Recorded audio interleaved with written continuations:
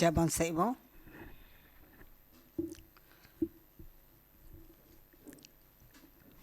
சர்வ வல்லமுள்ள தேவனே, சர்வ வல்லமுள்ள தேவனே, சர்வ வல்லமுள்ள தேவனே, சர்வ வல்லமுள்ள தேவனே, எங்கள் ஜீவனான தேவனே, ஜீவ அதிபதியே, ஜீவனே, எங்களுக்கு ஜீவனாய் இருப்பவரே, எங்களுக்கு தீர்காயுசாய் இருப்பவரே, எங்கள் பரிகாரியாகிய கர்த்தரே, கிருபையை எங்கள் பேரில் பொழிகிற தேவனே, காருண்யத்தினாலே மூடிக்கொள்கிற தேவனே,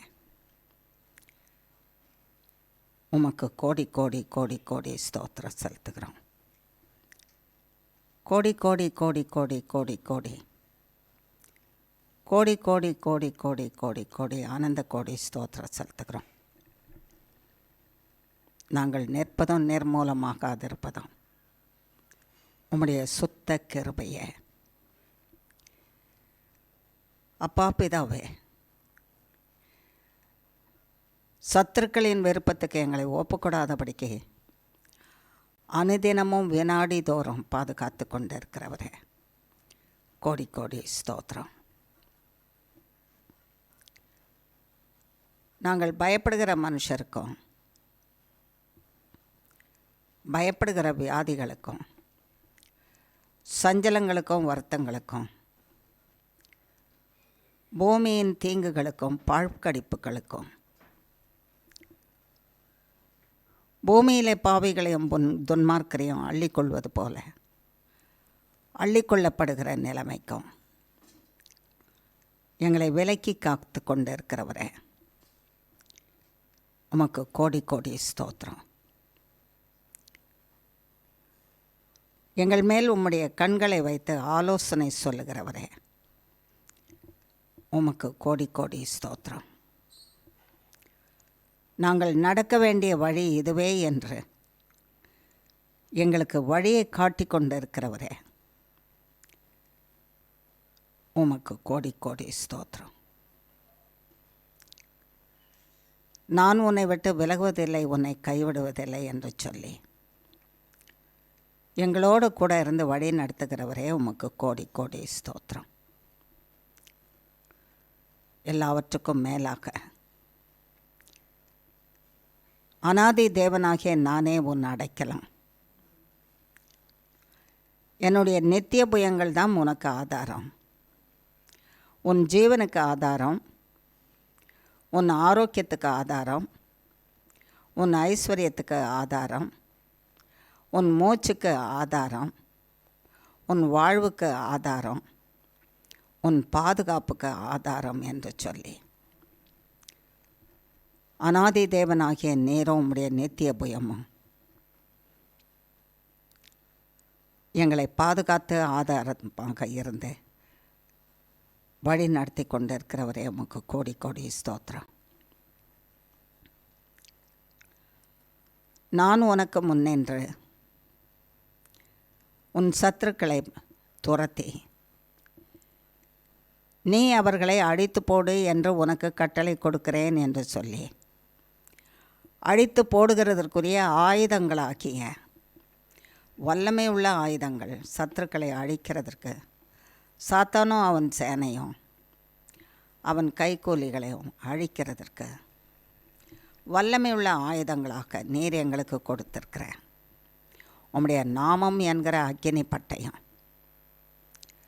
உம்முடைய வார்த்தை என்கிற அக்கினி பட்டயம், உம்முடைய இரத்தம் என்கிற அக்கினி பட்டயம், இந்த பட்டயங்களினாலே நீங்கள்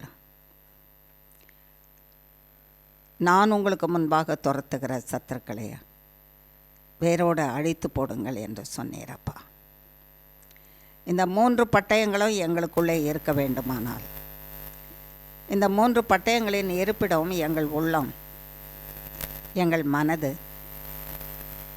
எங்கள் மூளைக்குள்ளே வாசமாக இருக்கிற அந்த உள்ளம், இந்த உள்ளந்தான் இந்த பட்டயங்களை வைத்து பாதுகாத்து கொண்டு இருக்கிற இடம். இந்த உள்ளத்திலே ஆண்டவரே இயேசுவின் இரத்தம் என்கிற பட்டயம், இயேசுவின் வார்த்தை என்கிற பட்டயம்,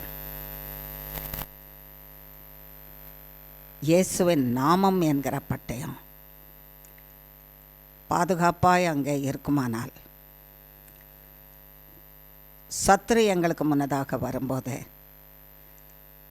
அதை நாங்கள் எங்கள் கையிலே எடுக்கிறதற்கு முன்னதாக எங்கள் வாயிலே நாவிலே அந்த பட்டயத்தை எடுத்து சத்துருக்களை அழித்து நிர்மூலமாக்கி போடுங்கள், அழித்து போடுங்கள் என்று சொன்ன வார்த்தையின்படி நாவின் ஆயுதத்தினாலே நீர் கொடுத்திருக்கிற பட்டயத்தை அழித்து கர்த்தருடைய நாமத்துக்கு மகிமையாக ஜெயித்து வாழும்படிக்கு எங்களுக்கு அருள் செய்திருக்கிறவரே, கோடி கோடி ஸ்தோத்திரம், கோடி கோடி ஸ்தோத்திரம், கோடி கோடி ஸ்தோத்திரம் சுவாமி, கோடி கோடி ஸ்தோத்திரம். இந்த அருமையான உம்முடைய பட்டயங்கள் எங்களுக்குள்ள வாசமாக இருக்க வேண்டுமானால்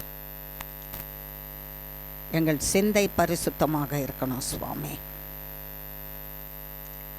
பரிசுத்தமான இடத்துல தான் பரிசுத்த தேவ பட்டயம் வாசமாக இருக்கும். பரிசுத்த தேவ பட்டயம் இயேசுவின் நாமம், பரிசுத்த தேவ பட்டயம் இயேசுவின் இரத்தம்,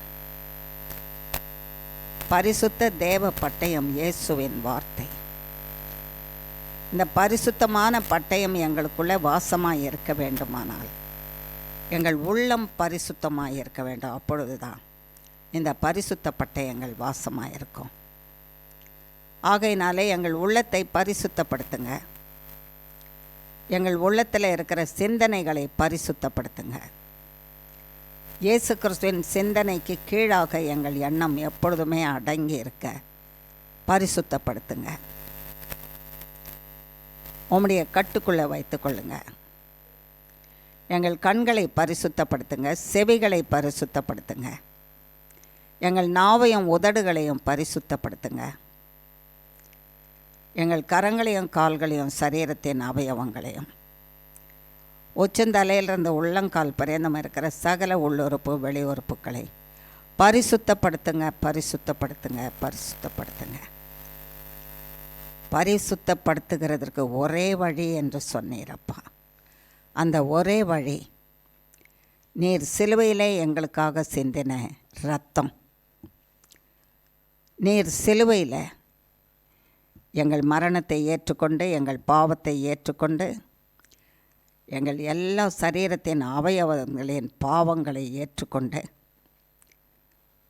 ஆணிகளாலே கடாவப்பட்டு, ஈட்டினாலே துளைக்கப்பட்டு, முள்முடியினாலே சிதைக்கப்பட்டு, நிர்வாணமாக்கப்பட்டு எங்களுக்காக பலியானீரே. அந்த பலியானது நிமித்தம், அந்த நொறுக்குதலின் நிமித்தம், அந்த பாடுகளின் நிமித்தம் நீர் சிந்தின அந்த இரத்தத்தினாலே எங்கள் பாவங்கள் எல்லாவற்றையும் கழுவி சுத்திகரித்து எங்களை பரிசுத்தப்படுத்துகிற பரிசுத்த தேவனே, எங்களை பரிசுத்தப்படுத்துகிற பரிசுத்த இயேசு கிறிஸ்துவின் இரத்தம் சாமானியமாக சிந்தப்படலை. மகா பாடுகளை ஏற்றுக்கொண்டு,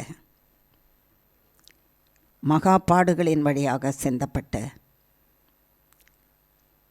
எங்களுக்கு பாவ நிவாரணியாக நித்திய ஜீவ காலத்துக்கு எங்களுக்குள்ளே நிலைத்திருக்கும்படி செய்திருக்கிறவரே, கோடி கோடி ஸ்தோத்திரம். உம்முடைய இரத்தத்தினால் எங்களை பரிசுத்தப்படுத்தி பாவமர சுத்திகரித்து பரிசுத்த பிள்ளைகளாக்கி உம்முடைய பரிசுத்த பட்டயம் எங்களுக்குள்ளாக தரித்திருந்து நித்திய ஜீவக்கால பரியந்தம் எங்களை அழிக்கிறவைகள் எல்லாவற்றையும் உம்முடைய பரிசுத்த பட்டயம் அழித்து போட்டு எங்களை வாழ வைக்கிறதற்கு தேவையான ஜீவ பட்டயமாக எங்களுக்குள்ளாக கடந்து வந்து ஜீவ பட்டயம் எங்களை பரிசுத்தப்படுத்துகிறது. ஜீவ பட்டயம் ஜீவனை தருகிற பட்டயம். அந்த பட்டயம்தான் இயேசுவின் நாமமும் இரத்தமும் வார்த்தையும். அந்த ஜீவ பட்டயம் எங்களுக்கு ஆரோக்கியத்தை கொடுக்கிறது. அந்த ஜீவ பட்டயமாகிய இயேசு கிறிஸ்து எங்களுக்கு சம்பூர்ணமான சாபத்திலிருந்து விடுதலையை கொடுக்கிறது, சம்பூர்ண ஆரோக்கியத்தை கொடுக்கிறது. ஜீவ பட்டயம் மரணத்திலிருந்து விலக்கி காக்கிறது. ஜீவ பட்டயம் நித்திய மரணத்திலிருந்து எங்களை விலக்கி காக்கிறது. நித்திய ஜீவனை கொடுக்கிறது. நித்திய ஜீவ பார்வையை கொடுத்து நேர்த்தியானதும் பரிசுத்தமானதையும் கர்த்தருக்கு பிரியமானதையும் பார்க்க செய்கிறது, சிந்திக்க செய்கிறது. இந்த பரிசுத்த இயேசு கிறிஸ்துவின் பட்டயம் எங்கள் ஆவி ஆத்மா சரீர சிந்தையிலே நிலைத்திருந்து எங்களை உயிர்ப்பித்து ஜீவனை கொடுத்து கர்த்தருடைய நாமத்துக்கு மகிமையை கொண்டு வரத்தக்கதாக வாழ கிருபை செய்யும் ஆண்டவரே என்று சர்வபலமுள்ள இயேசு கிறிஸ்துவின் நாமத்தினாலே கேட்குறோம். சர்வபலமுள்ள இயேசு கிறிஸ்துவின் கரத்தில் அத்தனை பேரையும் ஒப்பு கொடுக்குறோம். வந்திருக்கிற அத்தனை பேரையும் ஒப்பு கொடுக்குறோம். என்னோட சேர்த்து ஆண்டவரே குடும்பத்தாரை ஒப்புவிக்கிறோம். சர்வபலமுள்ள தேவனே, சமீபத்திலும் தூரத்தில் இருக்கிற அத்தனை பேரையும் ஒப்புவிக்கிறோம். சர்வவல்லமுள்ள தேவனே, அத்தனை பேரையும் இயேசு கிறிஸ்துவின் பரிசுத்த பட்டயமாகிய இயேசு கிறிஸ்துவின் நாமத்துக்குள்ளே, இயேசு கிறிஸ்துவின் பரிசுத்த பட்டயமாகிய இயேசு கிறிஸ்துவின் வார்த்தைக்குள்ளே, இயேசு கிறிஸ்துவின் பரிசுத்த பட்டயமாகிய இயேசுவின் இரத்தத்துக்குள்ளே வைத்து காத்துக்கொள்வீராக. அப்பொழுது நித்திய ஜீவ காலத்துக்கு நாங்கள் பரிசுத்தங்களாக உம்மோடு இணைக்கப்பட்டிருப்போம். உம்முடைய நாமம் எங்களை உம்மோடு இணைத்து வைத்திருக்கோம். உம்முடைய வார்த்தை எங்களை உமக்குள்ளே வைத்து மறைத்து பாதுகாத்து கொள்ளும். உம்முடைய இரத்தத்துக்குள்ளாக வைத்து எங்களை காத்துக்கொள்ளும்.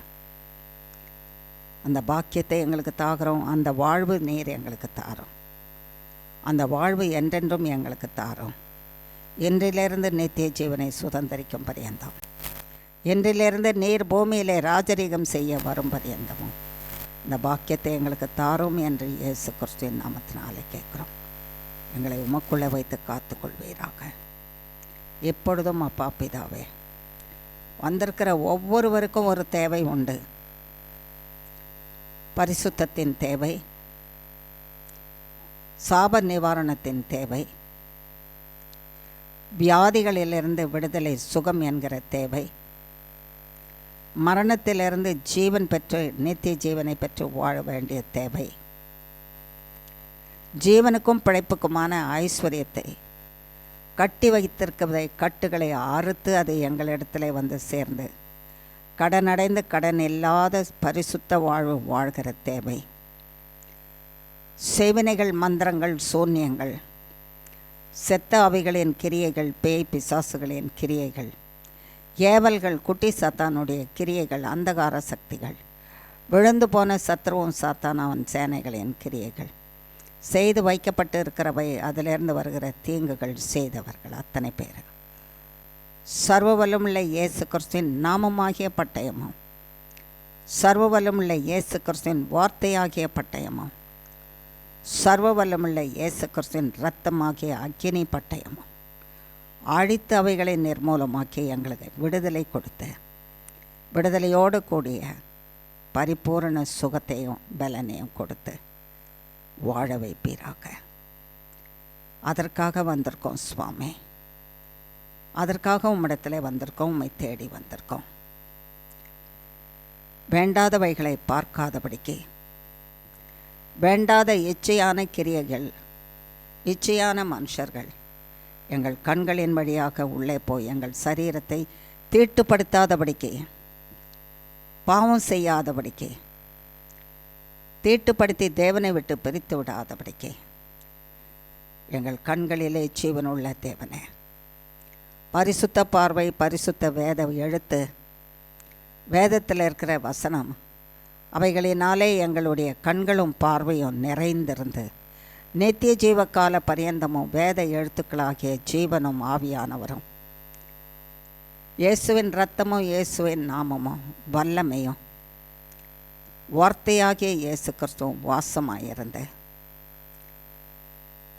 கண்களின் வழியாக மூளைக்குள்ள, மூளையின் வழியாக உச்சந்தலையிலிருந்து உள்ளங்கால் பரியந்தம் இருக்கிற சர்வாங்கத்துக்குள்ளும் உம்முடைய ராஜரீகம், உம்முடைய ஜீவன், உம்முடைய பரிசுத்தாவியானவர், உம்முடைய வல்லமை, உம்முடைய இரத்தம், இயேசுவின் இரத்தம், இயேசுவின் நாமம் ராஜரீகம் செய்து வாழ வைப்பீராக.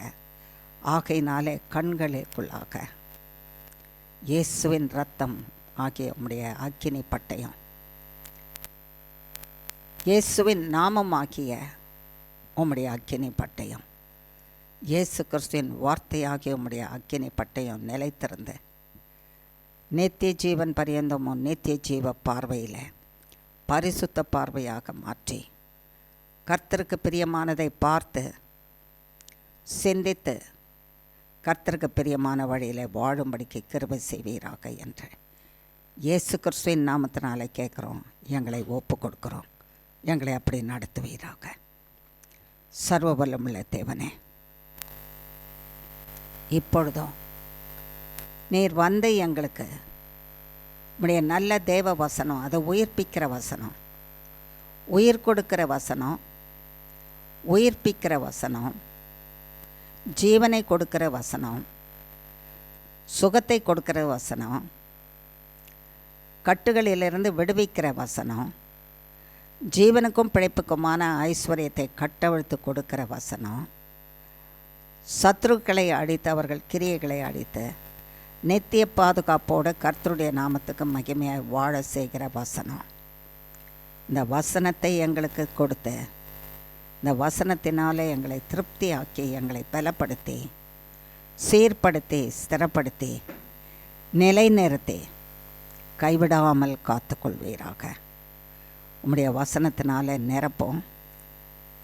இந்த வசனத்தினால நிரப்புகிறதற்கு ஜீவ அதிபதியே இயேசு கிறிஸ்துவே நீர் தேவை, நீர் வாரும். ஜீவ அதிபதியே இயேசு கிறிஸ்துவே உம்முடைய ஆவியானவர் வேணும், வாரும். உம்முடைய ஆவியானவராலும் இயேசு கிறிஸ்துவாலும் நிரப்புவீராக. நீர் பேசும், நாங்கள் கேட்கட்டும். நீர் பேசும், நாங்கள் கேட்டு புதுப்பிக்கப்பட்டு உயிர்ப்பிக்கப்பட்டு நிலைநிறுத்தப்படட்டும். பரிசுத்தத்திலே நிலைநிறுத்தப்பட்டு வாழ்ந்து வளம் பெற உம்மை மகிமைப்படுத்த கிருபை செய்யும்.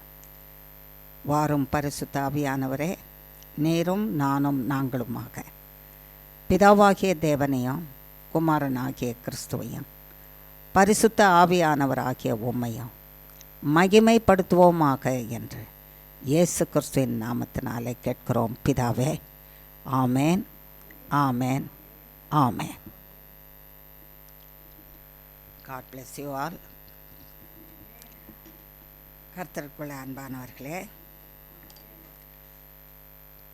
கர்த்தருடைய நாமத்தினாலே நம்மை திரும்பவுமாக அவருடைய சன்னிதானத்தில் கூட்டி சேர்த்திருக்கிற கர்த்தருக்கு கோடி கோடி ஸ்தோத்திரம். இம்மட்டும் நம்மை அவருடைய அநாதி தேவனுடைய அடைக்கலத்துக்குள்ளே வைத்து பாதுகாத்து கொண்டு இருக்கிறார்.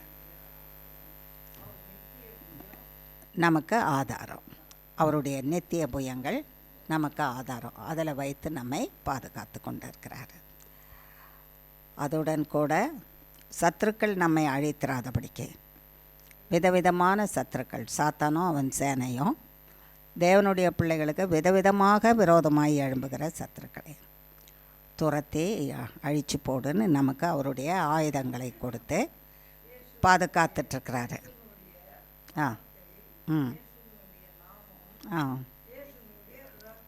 ஆமே. இந்த மூன்றும் நமக்கு என்னன்னு கொடுத்துருக்காரு. அழிச்சு போடுறதுக்கு என்ன, அதுக்கு என்ன பேர்?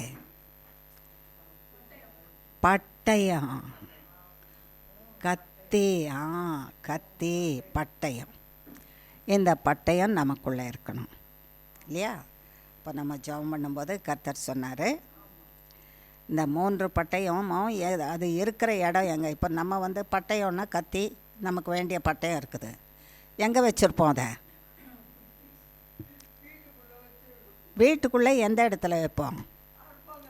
அடுப்படியில் வச்சுருப்போம். ஆமாம் தானே? ஆமாம், அடுப்பு பக்கத்தில் வச்சுருப்போம், அல்லது ஒரு ஷெல்ஃபில் வச்சுருப்போம், கிச்சனில் வச்சுருப்போம், சமையல் அறையில் வச்சுருப்போம், கடப்பாறையாக இருந்தால் ஒரு மூலையில் வச்சுருப்போம், பீரோ பக்கத்தில் வச்சுருப்போம். இப்படி அந்த பட்டயத்தை வைக்கிறதுக்கு ஒரு இடம் இருக்குது, உலக பிரகாரமான பட்டயம். இப்போ இந்த 3 பட்டயத்தை பற்றி ஜெபத்தில் கர்த்தர் ரொம்ப அழகாக சொன்னார். 3 பட்டயத்தில் ஒன்று இயேசுவின் நாமமாகிய பரிசுத்த பட்டயம், இயேசுவின் வார்த்தையாகிய பரிசுத்த பட்டயம், இயேசுவின் இரத்தமாகிய பரிசுத்த பட்டயம். நம்ம சத்ருவை எதிர்த்து வாழ்கிறதற்கு கொடுக்கப்பட்ட பட்டயம், சத்ருவை அழித்து வாழ்கிறதற்கு கொடுக்கப்பட்ட பட்டயம். அப்படியே நமக்கு வருகிற வியாதிகள், பிரச்சனைகள், மரணத்தை கொண்டு வருகிற சத்ரு விரோதம் எல்லாவற்றையும் அழிக்கிற பட்டயம் இந்த 3 பட்டயம்தான். ஆகையினாலே அப்படி தானே சொல்கிறோம், ஏசாமி சொல்லி கொடுத்துருக்காருல்ல, இதோ சர்ப்பங்களையும் தேள்களையும் மிதிக்கவும் சத்ருவனுடைய சகல வல்லமையை மேற்கொள்ளவும் உங்களுக்கு அதிகாரம் கொடுக்குறேன், ஒன்றும் உங்களை சேதப்படுத்த மாட்டாது. எந்தெந்த விதத்துலையும் சேதப்படுத்த வரலாம், வியாதி சேதப்படுத்த வரலாம், மரணம் சேதப்படுத்த வரலாம், கடன் தொல்லைகள் சேதப்படுத்த வரலாம், மனுஷருடைய பொறாமைகள் சேதப்படுத்த வரலாம், மனுஷருடைய எதிர்பார்ப்புகள் நிறைவேறாமல் இருக்கும்போது சேதப்படுத்த வரலாம். எப்படியானாலும் அது பின்னணியத்தில் இருக்கிறது சாத்தான் இருக்கிறான். ஆகையினாலே சாத்தானுடைய தூண்டுதலினாலே நம்மளே அழிக்கிறதுக்கு வரோம். இவைகள் எல்லாமே இயேசு கிறிஸ்து இந்த வசனத்தை சொல்லியிருக்கிறது. இயேசு கிறிஸ்துவின் வசனம் வார்த்தை, ஆமாவா இல்லையா? வார்த்தை. அதனால் அந்த வார்த்தை என்ற பட்டயத்தினால என்னை துன்பப்படுத்துகிற வியாதியே, மனுஷரே, விளங்கி கொள்ளாதவர்களே, வேதனைப்படுத்துகிறவர்களே, இயேசு கிறிஸ்துவின் நாமத்தினால நாசமாய் போ என்று கட்டளை கொடுக்குறேன். இயேசு கிறிஸ்துவின் நாமத்தினால 2 பட்டயம் உபயோகப்படுத்திட்டோம்ல. இயேசுவின் வார்த்தையாகிய பட்டயம், அவர் நாமமாகிய பட்டயம். இயேசுவின் நாமத்தினாலே நாசமாய்ப்போன்னு சொல்கிறோம், அவர் வார்த்தையை சொல்கிறோம். அப்போது கட்டாயமாக நமக்கு எதிராக வருகிற சகல கிரியைகளும் அதனால் நீங்கி போகுது, அழிஞ்சு போகுது, ஒழிந்து போகிறது. நாம் விடுவிக்கப்பட்டு வாழறோம். இப்போ இதுக்கு இருப்பிடம் நம்ம உலகத்தில் வீட்டில் சமைக்கிற எல்லா கருவிகளும் வைக்கிறதுக்கு இடம் எதுன்னு கண்டுபிடிச்சிக்கிட்டோம், நமக்கு தெரியும் கிச்சனுன்னு. இப்போ இந்த பரிசுத்த பட்டயத்தை எங்கே வச்சு வைக்கிறது? அது இதயத்தில் தான் வச்சுக்கணும். இப்போ ஜெபிக்கிறதுக்கு முந்தி கூட கர்த்தர் அதை தான் சொன்னார் இல்லையா? இதயம் உள்ளம், உள்ளம் இதயம் என்று சொல்லும்போது இந்த இடத்துல அது போய் அமர்ந்திருக்குமா. இங்கே இருந்தால் தான் அதுதான் ஞாபக சக்தி. இங்கே இந்த ஞாபக சக்தி இங்கேருந்து தான் வரும். அப்போது இதுக்குள்ளே அடங்கி இருக்குதான் இந்த 3 பட்டயமும். இந்த 3 பட்டயமும் பரிசுத்த பட்டயமும் இதுக்குள்ளே இருக்கணும்னா இந்த மூளையும் சிந்தையும் எப்படி இருக்கணும்? கர்த்தரோடு இருக்கணும்னா, கர்த்தர் இருக்கணும்னா எப்படி இருக்கணும்? கர்த்தர் எப்படிப்பட்டவர்? கர்த்தர் எப்படிப்பட்டவர்? பாதி வார்த்தை சொன்னியே, முழு வார்த்தையை சொல்ல. பரிசுத்தம், பரிசுத்தமாக இருக்கணும். சுத்தமாக இருக்கணும்னா நான் போய் குளிச்சுட்டு உடுப்பெல்லாம் மாற்றிட்டு வந்துட்டாலே நான் சுத்தம். ஆமாவா இல்லையா? ஆமாம். பரிசுத்தம் என்று சொல்லும்போது கர்த்தர் ஒருத்தர் தான் நம்ம என்ன செய்ய முடியும்? பரிசுத்தமாக்க முடியும். அவருடைய இரத்தத்தினால. வஸ்திரம் மட்டும் இல்லை, இது வெளி காரியம். உள்ளே இருக்கிற மூளையில் இருந்து பரிசுத்தப்படுத்தப்பட்டு இருக்கணும். அப்போ இந்த மூளையில் என்ன இருக்கக்கூடாது? அசுத்தமான சாத்தானுடைய கிரியை ஒன்று கூட அதில் இருக்கக்கூடாது. ஆமாவா இல்லையா? இந்த மூளைக்குள்ளே, இந்த உள்ளத்துக்குள்ளே தான் அப்படி கொஞ்சம் திறந்து அப்படி பார்த்தோன்னா என்ன இருக்குதுன்னா, கோபம் இருக்குது, எரிச்சல் இருக்குது, பொறாமை இருக்குது, இல்லை பொறாமை, கசப்பு இருக்குது, வைராக்கியம் இருக்குது, சிலருக்கு குடிக்கிற ஆசை அப்படியே உட்காந்துருக்குது. இன்றைக்கி வருமே, நாங்கள் வந்துட்டு இருந்தோமே பாதையில், சிலர் காப்பி தான் குடிச்சிட்டு வந்திருக்காங்களாம். சிலருக்கு காலையில் எழுந்து எது தான் குடிப்பாங்க? சாராயம்தான் குடிப்பாங்க. தெரியாத இருக்கிற வரைக்கும் நல்லது. அது எப்படின்னு போய் குடிக்க போயிடாதீங்க, பார்க்க போயிடாதீங்க.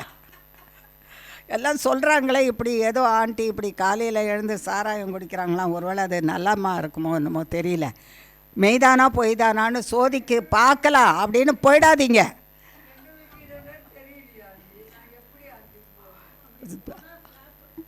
அப்படி போனால் ஃப்ளாட்டா? அப்படி போனால் ஃப்ளாட் ஆகிடுவீங்க. ஃப்ளாட் ஆகிறது மட்டும் இல்லை, போக தெரியாதவனுக்கு, கடை இருக்கிறது தெரியாதவனுக்கு கண்டுபிடிச்சி கொடுக்கறதுக்கு சாத்தானே மனுஷன் உருவத்தில் பக்கத்துலேயே நின்றுட்டுருப்பான். எங்கம்மா போகிறேன்னு, சாராய கடை தெரியலன்னு, நானும் அங்கே தாம்மா போகிறேன் வாமான்னு கைப்பிடிச்சி கூட்டிகிட்டு போயிடுவான். ஆகையினால ஃப்ளாட் ஆகிட்டா தூக்கிட்டு வர்றது கூட யார் இருக்க மாட்டா? ஆள் இருக்க மாட்டாங்க. இன்றைக்கி நாங்கள் பாதையில் வந்துட்டுருக்கும்போது ஒருத்தரை பார்த்தேன். நான் என்னோட பிரயாணம் பண்ணவங்க பார்த்துருப்பாங்களா என்னன்னு தெரியாது, ஆனால் நான் பார்த்துட்டே வந்தேன். ஒரு ஆலிவ் க்ரீன் டிஷர்ட் போட்டுக்கிட்டு இருக்கிறார் அவர்.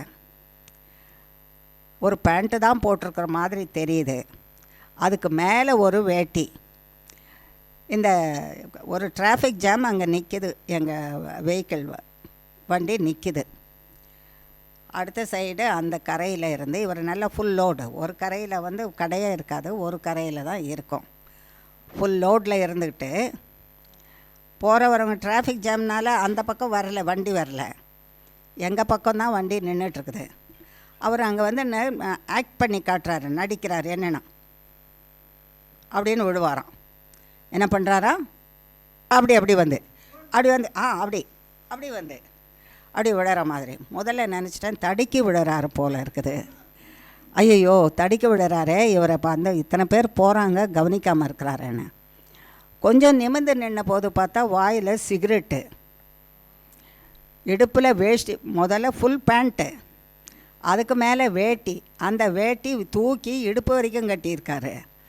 இந்த இது டிஷர்ட்டு எனக்கு கொடுக்குறியா இல்லையான்னு கேட்குறதுக்கு ஒரு பேப்பர், கடையில் என்ன வேணுமோ அது.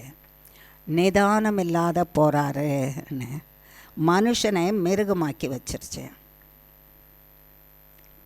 மனுஷனாக இருந்தால் அப்படி போவானா? அவனுக்கு சொஸ்த புத்தி, அவனுக்கு குடி தெளிஞ்சுதானா? அவனை பார்த்தா அவனுக்கே அருவருப்பாகவும் வெக்கமாக இருக்கும்.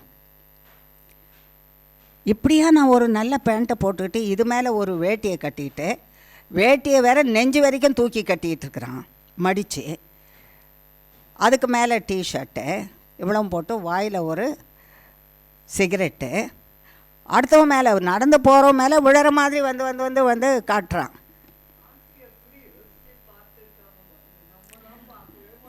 நீங்கள் கண்ணை மூடிட்டு பரிசுத்த கண்களாக கண்ணை மூடிட்டு வந்திருப்பீங்க. எங்களுக்கு அதை பார்க்கறதுக்கே டிராஃபிக் ஜாம் அவ்வளோ நேரம். ஏன்னா நாங்கள் கடந்து வந்துட்டுருப்போம் இதை மிஸ் பண்ணி.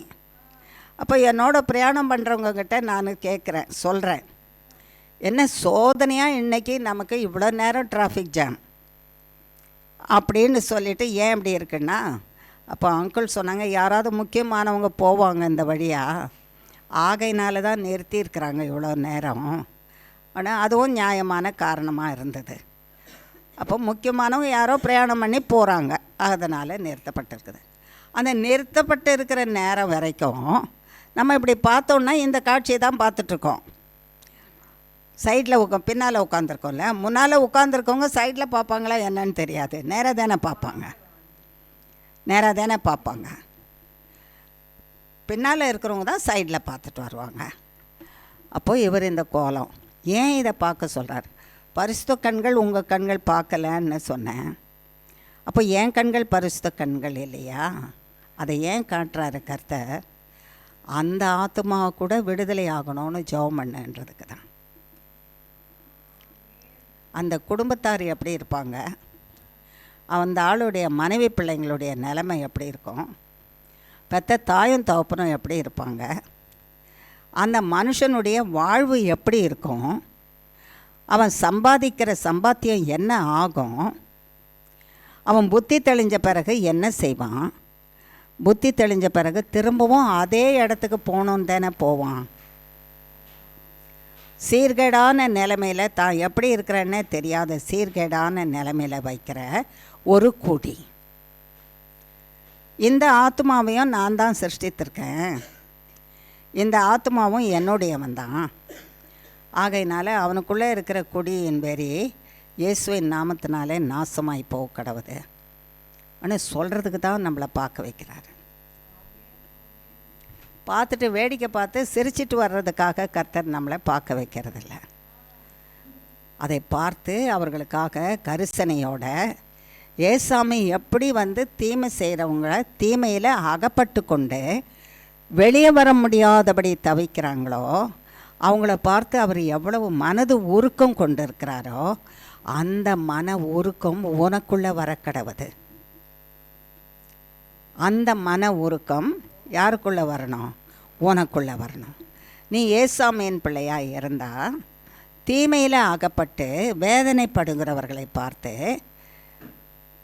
தீமையான வார்த்தையை சொல்லி வேதனைப்படுத்தாதபடிக்கு மனது உருக்கம், தேவனுக்கு எப்படி உருக்கம் வருமோ, மனது உருக்கம் இரக்கமும் உருக்கமும் எப்படி வருமோ அதை போல் தேவனுடைய பிள்ளைகளுக்கு அந்த மன உருக்கமும் இரக்கமும் அவங்க கெட்டு போகாதபடி அழிஞ்சிடாதபடிக்கு விடுவிச்சு காப்பாற்றுங்க ஆண்டவரே. அந்த இன்னொரு கடையை திறந்துடுவான். எல்லா கடையும் சீல் வச்சிடுறோம். நிறைய தான் அந்த காரியங்களை எல்லாரும் சொல்கிறாங்க, செய்துட்டு தான் இருக்கிறாங்க. இது தயாரிக்கவே வேண்டான்னு கூட சீல் வைக்கிறாங்க. தயாரிக்கிற கம்பெனியை கூட சீல் வைக்கிறாங்க. இது மேலே ஆசை இருக்குதே மனுஷருடைய மனசை சீல் வைக்கிறது யார்? அப்போ ஒவ்வொரு மனுஷனுடைய மனசையும் சீல் வைக்கிறதுக்கு தேவன்கிட்ட கொடுத்தா தான் சீல் வைப்பார் கர்த்தர். நீ கொடுக்காம பிச்சுட்டு போனியானா என்ன பண்ணுறது? இந்த மனுஷனுங்களுக்கு என்ன ஆசை? அவன் கம்பெனியை சீல் வச்சா என்ன, அவன் தயாரிக்கலைன்னா என்ன, வாடா நம்ம தயாரிக்கலாம்.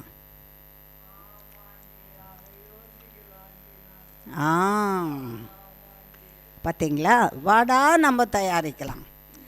அவன் கிடக்கான் இல்லையா, அவன் கிடக்கான் ஆட்சியோ ஏதோ அவன் சீல் வச்சா என்ன, நமக்கு அது எப்படி தயாரிக்கணும்னு தெரியும். வாடா போகலாம், மரத்துக்குள்ளே காட்டுக்குள்ளே போகலாம், 4 பட்டையை வெட்டு, 4 என்னென்னத்தை வெட்டுவியோ தெரியாது, எல்லாத்தையும் வெட்டி வேக வச்சு ஊற வச்சு நல்லா அதில் என்னெல்லாம் போடணுமோ வேண்டாததெல்லாம் போட்டு மூடி வச்சு, ஆனால் அது நுரைச்சி அது கடைசியில் அது சாராயமாக வெளியே வரும்.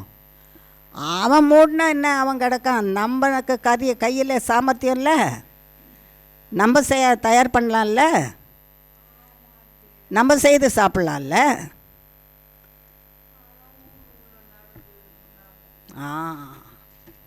ஆகையினால ஒரு மனுஷனை சட்டங்கள் திருத்தாது. எவ்வளோதான் மூடி போட்டு பூட்டி போட்டு வச்சாலும் சட்டங்கள் நன்மையை செய்யாது. மனுஷனுடைய மனசை தீமையானது தட்டும்போது திறக்கக்கூடாது. தீமையானது மனசை என்ன பண்ணுது? தட்டுது, திறக்கக்கூடாது. தேவனே, இந்த என்னுடைய மனதை சீல் போட்டு வச்சுருங்க, மூடி வச்சுருங்க. என் மனதனுடைய பூட்டிட்டு சாவியை நீங்கள் வச்சுங்க. அப்போது தீமை யாருக்குள்ளே போகாது? எனக்குள்ளே போகாது. ஆகையினால துன்மார்க்கமான ஆசை வர்றது எல்லாமே ஏன் அதை கர்த்தர் சொல்கிறாருன்னு சொன்னால், வெளியே மனுஷனிடத்துலேருந்து வர்றதுக்கு அவன்தான் இவனுக்கு ஆசையாக இருக்குதுன்னா பணம் சம்பாதிக்கிறதுக்கு அவன் செய்து வைப்பான். ஆனால் உன்னுடைய மனசில் நான் அதை தொடமாட்டேன்னு உன் மனசு தேவனிடத்தில் கொடுத்து தேவனுடைய நாமத்தினால முத்திரை போடப்பட்டு காக்கப்பட்டு இருக்குமானால் நீ போய் அதை வாங்க மாட்டேன். நீ வாங்கலைன்னா, யாருமே வாங்கலைன்னா நான் அந்த பண்டம் என்ன ஆகும்? கெட்டு போயிடும். நாளைக்கே அவன் இது உண்டாக்க வேண்டிய அவசியம் இல்லை, பயன்படுத்த வேண்டியதில்லை, ஏன்னா அவன் செய்யாமலே இருப்பான். அப்போது தனி மனிதனுடைய கரத்தில் தான் தீமையை மேற்கொள்ளுவதும் மேற்கொள்ளாமல் இருப்பதும் தனி மனிதனுடைய கரத்தில் இருக்குது. ஒவ்வொரு மனுஷனும் ஒவ்வொரு ஸ்திரீயும் தன்னுடைய மனதை கர்த்தருடைய கரத்தில் கொடுத்து காப்பாற்றுங்கன்னு கொடுத்தா அவர் சீல் போட்டு வச்சிடுவார். நம்ம என்ன சொல்கிறோம், அடுத்தவன் மேலே குற்றம் சொல்கிறோம். இப்போ கொஞ்சம் முந்தைய சொன்னால அவன் கடையை திறக்கக்கூடாது, அவன் கம்பெனி வைக்கக்கூடாது, அதை தான் சொல்லிகிட்டே இருப்போம். அவன் எதை திறக்கலைன்னாலும் அவனே சொந்தமாக தயாரிச்சுக்குவான். குடிக்கிறாங்களா? இல்லை, குடிக்கிறாங்க. ஒருவேளை நீங்கள் வீட்டிலேருந்து வெளியே போகாதனால அல்லது நீங்கள் போகும்போது அப்படிப்பட்ட மனுஷரை சந்திக்காதனால உங்களுக்கு தெரியாமல் இருக்கலாம். ஆகையினால் ஆனால் மற்ற மனுஷர்கள் போக்கும் வருத்தமாக இருக்கிறாங்க இல்லையா, டெய்லி தினந்தோறும் போக்கும் வருத்தமாக இருக்கிறவங்க இதை பார்க்க தான் செய்கிறாங்க. இதை பார்க்கும்போது இருதயத்தில் குத்துண்டு, ஐயோ இவங்க வீட்டார் எப்படி நம்பி அனுப்பியிருக்காங்க, இவங்க குடித்து தங்கள் வாழ்க்கையை பாழாக்கிட்டுருக்காங்களே. அது எல்லாவற்றையும் விட நான் நினைப்பேன், உங்கள் ஜனம் நீங்கள் தானே ஆண்டவரே உங்களை எல்லாரையும் சிருஷ்டித்தீங்க, உங்கள் ஜனம் இப்படி அழிஞ்சு போகுதுன்னு பார்த்து நீங்கள் எவ்வளோ வசனப்படுவீங்க. ஒரு தாய் தகப்பனுக்கு 2 பிள்ளை இருக்குது, 2 பிள்ளையும் கெட்டு போகுது, அதில் ஒன்று கெடுது ஒன்று கெடாமல் இருக்குதுனால கெட்டுப்போன பிள்ளையின் பேரில் எவ்வளோ அக்கறையும் பாசமாக இருக்குது, கண்ணீர் வடிக்கிறாங்க. ஒரு தாய் தகப்பனுக்கு 10 பிள்ளை இருந்தாலும் அப்படி தான் கெட்டு போகிறதை குறித்து அப்படி தான் கண்ணீர் வடிக்கிறாங்க. இவங்க எல்லாரும் உம்முடையவங்க, உங்களுடைய சாயல்ல உங்களுடைய ஜீவனை நீங்கள் கொடுத்துருக்கிற உயிர், நீங்கள் கொடுத்துருக்க ஜீவனை தாங்கிட்டுருக்காங்க. இவங்க கெட்டு போகிறத நீங்கள் தானே மனுஷர் உண்டாக்குனீங்க. அன்னையிலேருந்து மனுஷனை உண்டாக்குனதுக்காக நான் வருத்தப்படுறேன் வேதனைப்படுறேன்னு சொல்லிகிட்ருக்குறீங்க நீங்கள். ஆனால் மனுஷனிடத்துல நீ குடிக்காதேன்னு சொல்கிறவங்கள பார்த்தா பிரியமாக இருக்குதா? உன் வேலையை பார்த்துட்டு போ, நீ ஏன் காசு கொடுக்குற? நீ ஏன் காசு கொடுக்குற? வந்து கேட்ட வாடி போடி மரியாதையே தரையில் என்ன செய்து மிதிக்கப்பட்டு போயிடுது. உன் வேலையை பார்த்துட்டு போ, உன்னை யார் என்னை கேட்குறதுக்கு வச்சுருக்கா? இப்படி தான் பேசுவாங்க. இந்த வார்த்தைகள் எல்லாம் யாருடையது? துன்மார்க்கமான வார்த்தைகள் எல்லாம் பிசாசினிடத்துலேருந்து வருகிற வார்த்தைகள். அப்போ அதெல்லாம் எங்கே இருக்குது? எல்லாம் இங்கே இருக்குது. அதே மாதிரி கஞ்சா பிரியர்களும் கூட அப்படி தான் பொல்லாத வழியில் வந்து செக்ஸுக்கு பார்க்குற பொம்பளை பசங்க ஆண்கள் பெண்கள் எல்லாரோடவும் அவங்க தப்பிதமாய் போய் நடக்கிறதுக்கு, உறவு வைக்கிறதுக்கு போகிறதெல்லாம் இங்கே இருக்கிற தப்பிதமான எண்ணங்கள் தான். இந்த தப்பிதமான எண்ணங்கள் இங்கே இருக்கும்போது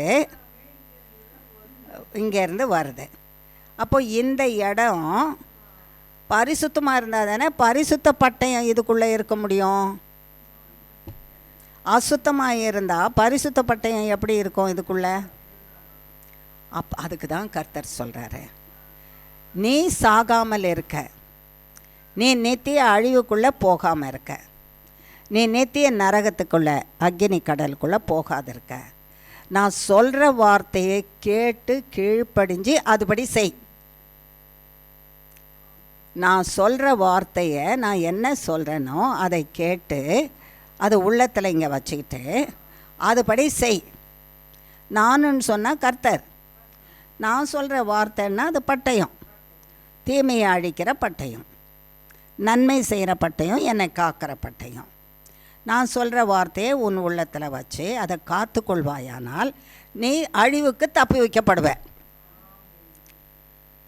கடைசி காலத்தில் கட்டாயமாக ஒரு நியாய தீர்ப்பு இருக்குது.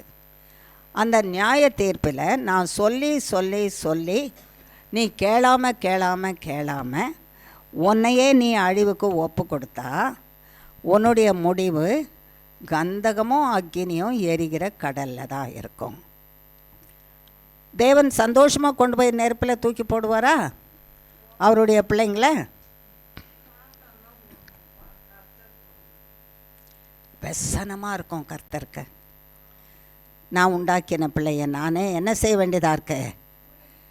அக்னி கடலுக்குள்ளே போட வேண்டியதாக இருக்குது. ஏன்?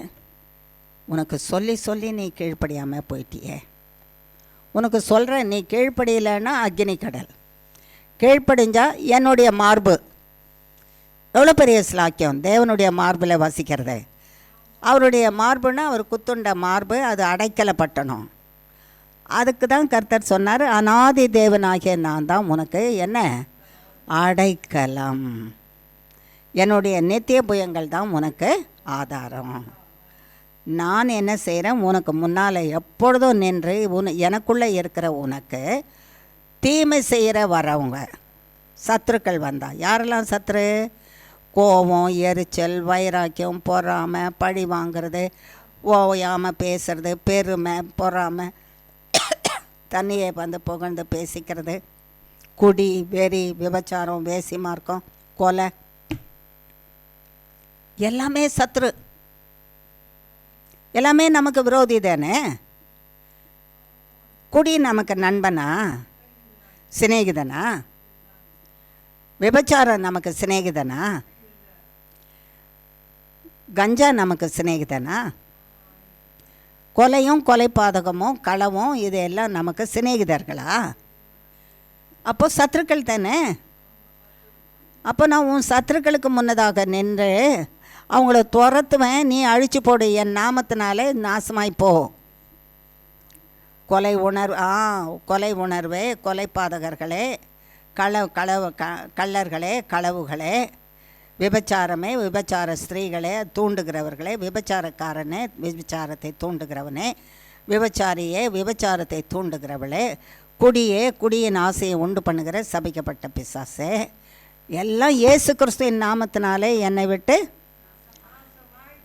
ஆமேன், என்னை விட்டு நாசமாய் போ என்று இயேசு கிறிஸ்துவின் நாமத்தினாலே கட்டளை கொடுக்குறேன். அப்போ எவ்வளோ பெரிய பாதுகாப்பு கொடுக்குறாரு கர்த்தர். ஆகையினால தான் சொல்கிறாரு, இவங்க எல்லாம் தான் சத்துருக்கள். எங்கே இருந்தோ மூட்டையை கட்டிட்டு நான் உனக்கு சத்துரு வரேன் பாருன்னு வரமாட்டான், இங்கேருந்து தான் வருவான். கோபம் எரிச்சலும் வந்தாலும் கூட, அப்படியே மெனியை பிடிச்சிடலாமான்னு வந்தாலும் கூட, நான் இயேசுவின் பிள்ளை, நான் பிடிக்கக்கூடாது. பிடிச்சா யார் தான் பிடிக்கணும்? அவர் தான் பிடிக்கணும். அவர் மென்னியை பிடிக்கிறதுக்கு அது அவர் துரத்தி விட்டாருன்னா, இயேசுவின் நாமத்தினாலே நாசமாய்ப்போன்னு சொன்னால் அது விட்டு ஓடியே போயிடும். கோபமும் போயிடும், எரிச்சலும் போயிடும், வைராக்கியமும் போயிடும், பெருமையும் போயிடும், பொறாமையும் போயிடும், எல்லாம் போயிடும் இயேசுவின் நாமத்தினால. ஏன்னா இயேசுவின் இடத்துல இதில் ஒன்று கூட கிடையாது. ஏதாவது ஒன்று இருக்குது அப்படின்னு சொன்னால், என்கிட்ட இருக்குது பரவாயில்ல, இதை வச்சுக்கோ, நீ என் பிள்ளையாக இருக்கலான்னு சொல்வார். இயேசு கிறிஸ்துவின் இடத்துல கோபம் இருக்கா? கோபம் இருந்தால் நம்மளே அப்போவே என்ன பண்ணியிருப்பார்? அக்னியை கொட்டி அழிச்சு போட்டிருப்பார். இன்றைக்கி நம்ம யாரும் இப்படி உயிரோடு நின்றுட்டே இருந்திருக்க முடியாது. சாம்பலாக போயிருப்போம், ஆத்மா நரகத்தில் எரிஞ்சிட்டு கிடக்கும். கோபம் இல்லை, மன்னிப்பு தான் இருக்குது, சகிப்பு இருக்குது. சகிச்சுக்கிறாரு. என் பிள்ளை தானே, சகிச்சுக்கிறாரு. நீங்களும் நானும் சகிச்சுக்கிறோமா பாருங்கள்.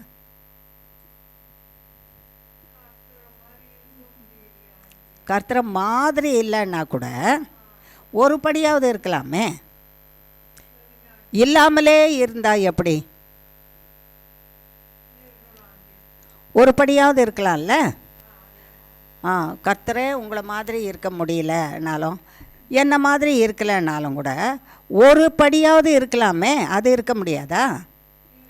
இருக்க முடியும்ல. அதை செய்யுங்க. உங்களுக்கே தெரியாமல் ரெண்டாவது படி ஏறிடுவீங்க. உங்களுக்கே தெரியாது எப்போ ரெண்டாவது படி ஏறி இருப்பீங்கன்னு. ரெண்டாவது படியில் பார்த்தா யாரும் பேசிகிட்டே இருந்தால் கூட கோவமே வராது, வெறுமே கல் மாதிரி உட்காந்துருப்பீங்க. கல்லுக்கு காது இருந்து பேசாது இல்லை. அப்படி மாறிடுவோம். அது 2வது படியில் ஏறிடுவோம். நமக்கே தெரியாது அப்படி இருந்தோமானா இயேசுவின் நாமத்தினால 3வது படியில் அமைதியாகவே இருந்துருவோம். நம்ம அமைதியை பார்த்து அடுத்தவங்க மனம் மாறிடுவாங்க. அடுத்தவங்க என்ன செய்வாங்க? மனம் மாறிடுவாங்க. பிரயோஜனமே இல்லை, இது கத்துறத பிரயோஜனமே கிடையாது, விட்டுடலாம் அப்படின்னு சொல்லிட்டு மனம் மாறிடுவாங்க. புரியுதா? இதுதான் கர்த்தர். அதனால தான் கர்த்தர் சொல்கிறாரு, எடுத்த உடனே என்ன மாதிரி வளர்ந்துற குழந்தை பிறந்த உடனே வாலிபன் ஆகிட்டு பேக்கை தூக்கிட்டு ஆஃபீஸ்க்காக போவோம்? ஒவ்வொரு படியாக தானே இருக்குது. அது படுத்துட்டு கிடக்குது, புரண்டு படுக்குது, கூப்பரை விழுது, அதுக்கப்புறம் நகர்ந்து போகுது, 4 காலால் நடந்து போகுது, முட்டியில் தவழ்ந்து போதா இல்லையா? அப்புறம் தான் பிடிச்சிட்டு எழுந்து நிற்கிது, தொப்புன்னு விழுது, அதுக்கப்புறம் எழும்புது.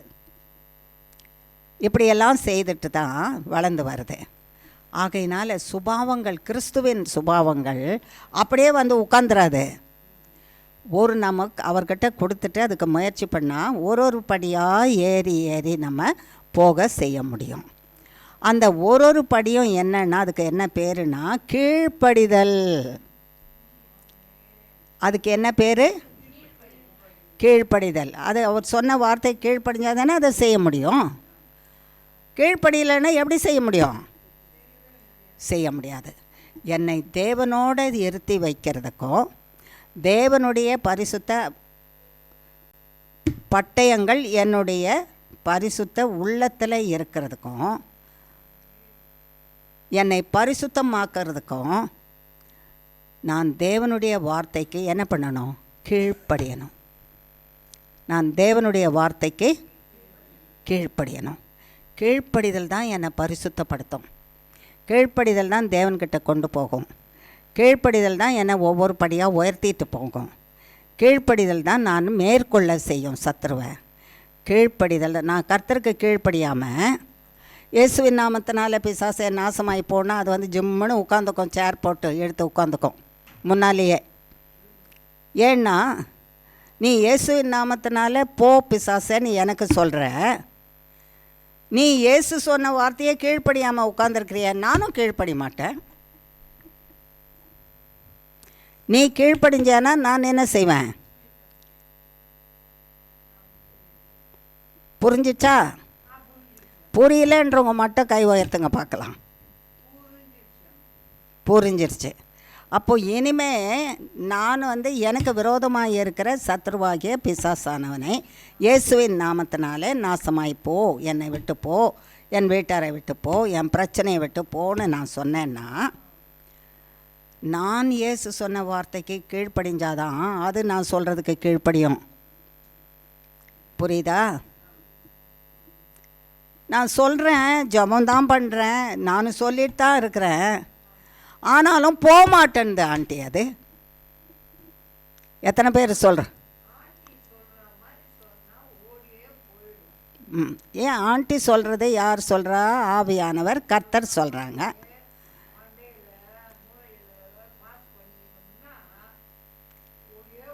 ஓடி போயிடும். அதுக்கு தான் கர்த்தர் இன்னைக்கு நம்மகிட்ட நேரம் எடுத்து இதை பேசுகிறாரு. நம்ம நினைக்கிறோம்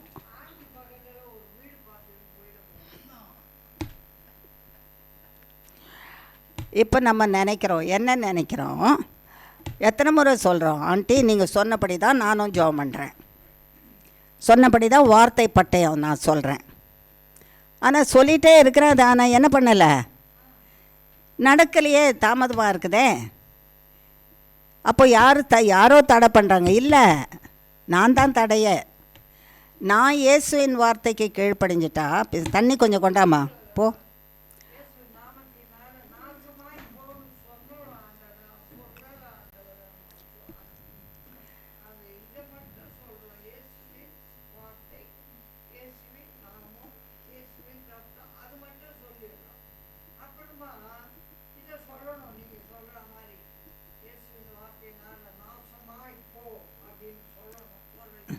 சொல்லணும்.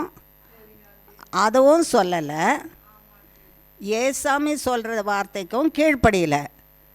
எப்படி கீழ்ப்படியல? கோவப்படாதேன்னு வாங்க, கோவப்பட்டுட்ருப்போம். எரிச்சல் படாதேன்னு எரிச்சல் பட்டுட்ருப்போம். பெருமையாக பேசாதேன்னு சொல்வார், பெருமையை பேசிகிட்ருப்போம். நீ அதை செய்யாதேன்னு சொன்னால் நீ செய்யாத இருக்கிற மாதிரி, கீழ்ப்படியாத இருக்கிற மாதிரி, நீ ஏசாமி நாமத்தினால போனால் நான் கூட கீழ்ப்படியாமல் இருப்பேன். நீ செய்யலையே, ஏசாமி சொல்கிறது கீழ்ப்படியிலையே. ஆமாம், அதனால தான் உட்காந்துருப்பான் போகாமல். சொல்லுவானா சொல்ல மாட்டானா? அதே தான் பிரச்சனையே மனுஷருக்கு. நான் தேவனுடைய சத்தத்துக்கு கீழ்ப்படிஞ்சா தேவனுடைய வல்லமை உள்ள பட்டயம் மெனிங்கிட்டு இருக்கும். சொல்கிறதுக்குள்ளே புறப்பட்டு வந்துடும். அந்த உடனே அவன் பஞ்சாக பறந்து ஓடிடுவான். அப்போ நான் ஏன் அவன் கீழ்ப்படியாமல் இருக்கான், சீக்கிரம் செய்யாமல் இருக்கிறான்னா, நான் தேவனுடைய வார்த்தைக்கு என்ன பண்ணலை, கீழ்ப்படியாமல் இருக்கிறேன். நான் எவ்வளோ கீழ்ப்படுகிறேனோ, அவர் என்னை பார்த்து, கீழ்ப்படுகிற பிள்ளைய பார்த்து தான் கர்த்தர் சொல்வாராம், என் மனசுக்கு பிரியமான பிள்ளை, என் மனசுக்கு ரொம்ப பிரியமான பிள்ளை. நான் சொல்கிறத அப்படியே செய்வான், நான் சொல்கிறத அப்படியே செய்வான். ஒரு சில நேரத்தில் நான் சொல்லியிருக்கிறேன், ஒரு சிலரை அந்த மாதிரி நம்பியிருக்கிறேன். ஒரு சிலருக்கு ரொம்ப அத்தியாவசியமான தேவை இருந்திருக்கோம். நாங்கள் தூரத்தில் இருப்போம். கொஞ்சம் இந்த பண உதவியை மட்டும் உங்களால் செய்ய முடியுமா? நாங்கள் உங்களை ப்ரேயருக்கு வரும்போது சந்திக்கும் போது உங்கள்கிட்ட கொடுத்துட்றோம் அந்த உதவியை அப்படின்னு கேட்குறேன். ஒரு சிலர்கிட்ட கேட்டிருக்கேன், ஒரு சிலர்னா தெரியும். ஏன்னா அந்த நம்பிக்கை அவங்கக்கிட்ட இருக்குதோ இல்லையோ அந்த நேரத்தில். ஏன் அவங்களும் செய்ய சொல்கிறேன், அந்த தேவை உள்ளவங்க அவங்களுக்கு சமீபத்தில் பக்கத்தில் குடியிருக்கிறாங்க, அதனால தான் கேட்குறேன் அவங்கக்கிட்ட. இப்போ எங்களை மாதிரி அவங்க தூரத்தில் இருந்தால் அவங்கள கேட்டு பிரயோஜனம் கிடையாது, பிரயாணம் பண்ணி வரணும் இல்லையா? தேவை உள்ளவங்க அங்கே குடியிருக்கிற இடத்துல எனக்கு நம்பிக்கை இருக்கிறவங்க பக்கத்தில் குடியிருக்கிறாங்க, அவங்கக்கிட்ட நம்பிக்கையோடு கேட்குறேன், இப்படி ஒரு தேவை, ரொம்ப அவசர தேவை இருக்குதுமா, இதை மட்டும் கொஞ்சம் உதவி செய்யுங்க, நாங்கள் ஜெபத்துக்கு வரும்போது உங்களுக்கு அதனுடையதை திருப்பி கொடுத்துருவோம். ஆனால் நம்பி கேட்குறோம். அவங்க நோ இல்லைன்னு சொல்ல மாட்டாங்க. இன்னும் நம்பிக்கை அவங்கக்கிட்ட இல்லைன்னாலும் எப்படியாவது புரட்டி கொடுப்பாங்க, அந்த நம்பிக்கை. அப்படி ஏன் கேட்குறோன்னா அவங்க மேலே இருக்கிற நம்பிக்கை, அவங்க செய்வாங்க. அதனால் சொல்கிறோம், அவங்க மனசில் அவங்களுக்கு பிரியம், இல்லைன்னு சொல்லாமல் செய்துருவாங்க, ஆனால் அவங்களுக்கு அந்த மனசில் பிரியம். அப்படி நடந்திருக்குது, ஒரு சில சமயங்களில் அப்படி நடந்திருக்குது. அது மாதிரி தான் கர்த்தரும் கூட, நான் சொன்னால் இந்த பிள்ளை செய்திடும், நான் சொல்கிற காரியத்தை இந்த பிள்ளை செய்திடும், நான் சொல்கிற காரியத்தை இந்த மகன் செய்திடுவான், அவன் செய்திடுவான்ற நம்பிக்கை எனக்கு இருக்குது அப்படின்னு சொல்லி, இதை செய்ப்பா, இதை செய்மா, நீ பிழைப்ப, இதை செய்யாதம்மா, இதை செய்யாதப்பா, செய்யாமல் இருந்தால் நீயும், செய்யாமல் இருந்தாலும் பிழைப்ப, செய்துட்டியானா அதை செய்யாதன்றதை செய்துட்டியானா அழிஞ்சு போயிடுவ, செய்யாதன்றதை நீ செய்யாமல் இருந்துட்டியானா நீ பிழைப்ப. புரிஞ்சிருச்சா? இப்போ தேவன் சொன்னதை நம்ம கீழ்ப்படியணும் இல்லையா? அப்போ முதல்ல தேவனுக்கு பிரியமாக இருக்கணும்னா அவர் சொன்ன வார்த்தைக்கு கீழ்ப்படியணும். தேவன் நமக்கு பிரியமாக இருக்கணும்னா அவர் சொன்ன வார்த்தைக்கு நம்ம என்ன செய்யணும்? கீழ்ப்படியணும். அப்போ தான் சாத்தானை நீ போ இயேசுவின் நாமத்தினாலேன்னு சொன்னால் அவன் நமக்கு என்ன பண்ணுவான்? ஆமாம், நான் ஏசாமி சொல்கிற வார்த்தைக்கு கீழ்ப்படிஞ்சிட்டேன்னா தேவன் என்னோட இருப்பார், அவருடைய வல்லமை என்னோட இருக்கும், அவருடைய அக்கினி என்னை சுற்றியும் இருக்கும்.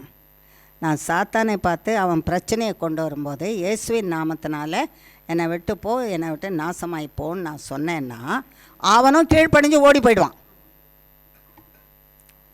நான் தேவனுக்கு கீழ்ப்படியலைன்னா, அவர் வார்த்தைக்கு கீழ்ப்படியலைன்னா, செய்யன்னு சொல்கிறத செய்யாமல் செய்யாதேன்னு சொல்கிறத நான் செய்தேன்னா சாத்தானும் போன்னு சொன்னால் போகாதபடி உட்காந்துருப்பான். நமக்கு என்ன வேணும் இப்போது? ரெண்டில் கீழ்ப்படியணும். யாருக்கு நாம் கீழ்ப்படியணும்? கர்த்தருக்கு கீழ்ப்படியணும். கர்த்தருக்கு கீழ்ப்படிஞ்சால் நமக்கு யார் கீழ்ப்படிவா? ஏன் அவ்வளோ லேட்டாக வருது பதில்? ஒருத்தர் தான் குயிக்காக சொன்னாங்க. கர்த்தருக்கு நாம் கீழ்ப்படிஞ்சால் நமக்கு யார் கீழ்ப்படிவாங்க? அந்த சாத்தான் கீழ்ப்படிவான். ஐயோ இது கர்த்தருக்கு கீழ்ப்படுகிறதுடாப்பா, இது வாய் திறந்து போன்னு சொல்லிடுச்சு இயேசுவின் நாமத்தினால, நான் என்ன பண்ணணும்? போயே ஆகணும்னு போயிடுவான். இப்போ நமக்கு வேண்டியது என்ன சொல்லுங்கள் பார்க்கலாம். இவங்களையே பார்க்கவே கூடாது, நேராக இங்கே என்னை பார்த்துட்டு சொல்லணும். நமக்கு இப்போ வேண்டியது என்னன்னு கர்த்தர் சொல்லியிருக்காரு. இப்போ இவ்வளோ நேரத்தில் நமக்கு என்ன வேணும்னு கர்த்தர் சொல்லியிருக்காரு. நம்ம உள்ளத்தில் என்ன வேணும்? ஆமாம், என்ன வேணும்? யாருக்கு கீழ்ப்படியணும்? சரி, திருப்பி கேட்குறேன் கேள்வி, கரெக்டாக பதில் சொல்லுங்கள். ஏன்னா டீச்சர் மாதிரி மார்க் போட மாட்டாங்க போல் இருக்குதே அப்படின்னு நினச்சிக்காதீங்க. ஏன்னா மார்க்கு பரலோகத்தில் மார்க்கு கிடைக்காத போயிடும். இப்போ நமக்கு கர்த்தர் சொல்லி கொடுத்துருக்க காரியம், முதலாவது என்ன செய்யணும்? நம்ம செய்யணுமா? யாருக்கு கீழ்ப்படியணும்? கர்த்தர் இப்போ நமக்கு முதலாவது சொல்லி கொடுத்துருக்கிற வார்த்தை என்ன? யாருக்கு கீழ்ப்படியணும்? அப்போ சொல்லும்போதே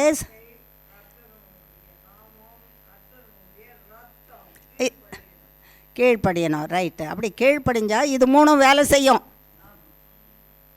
கீழ்ப்படியலைன்னா அது எழுந்து போகவே போகாது. இயேசுவின் நாமம் அப்படியே தான் உட்காந்துருக்கோம் பட்டயம்.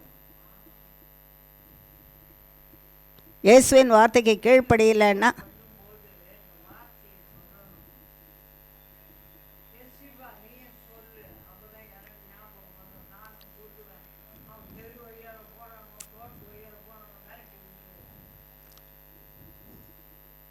சொல்கிறியம்மா? சொல்கிறேன்னு சொல்லிவிடு, அவ்வளோதான். இப்போ திருப்தி ஆயிடுச்சு அவங்களுக்கு. இப்போ இந்த 3 பட்டயத்தோடு சேர்ந்து இப்போ 4வது பட்டயம் ஒன்று வந்திருக்குது. அது என்ன பட்டயம்?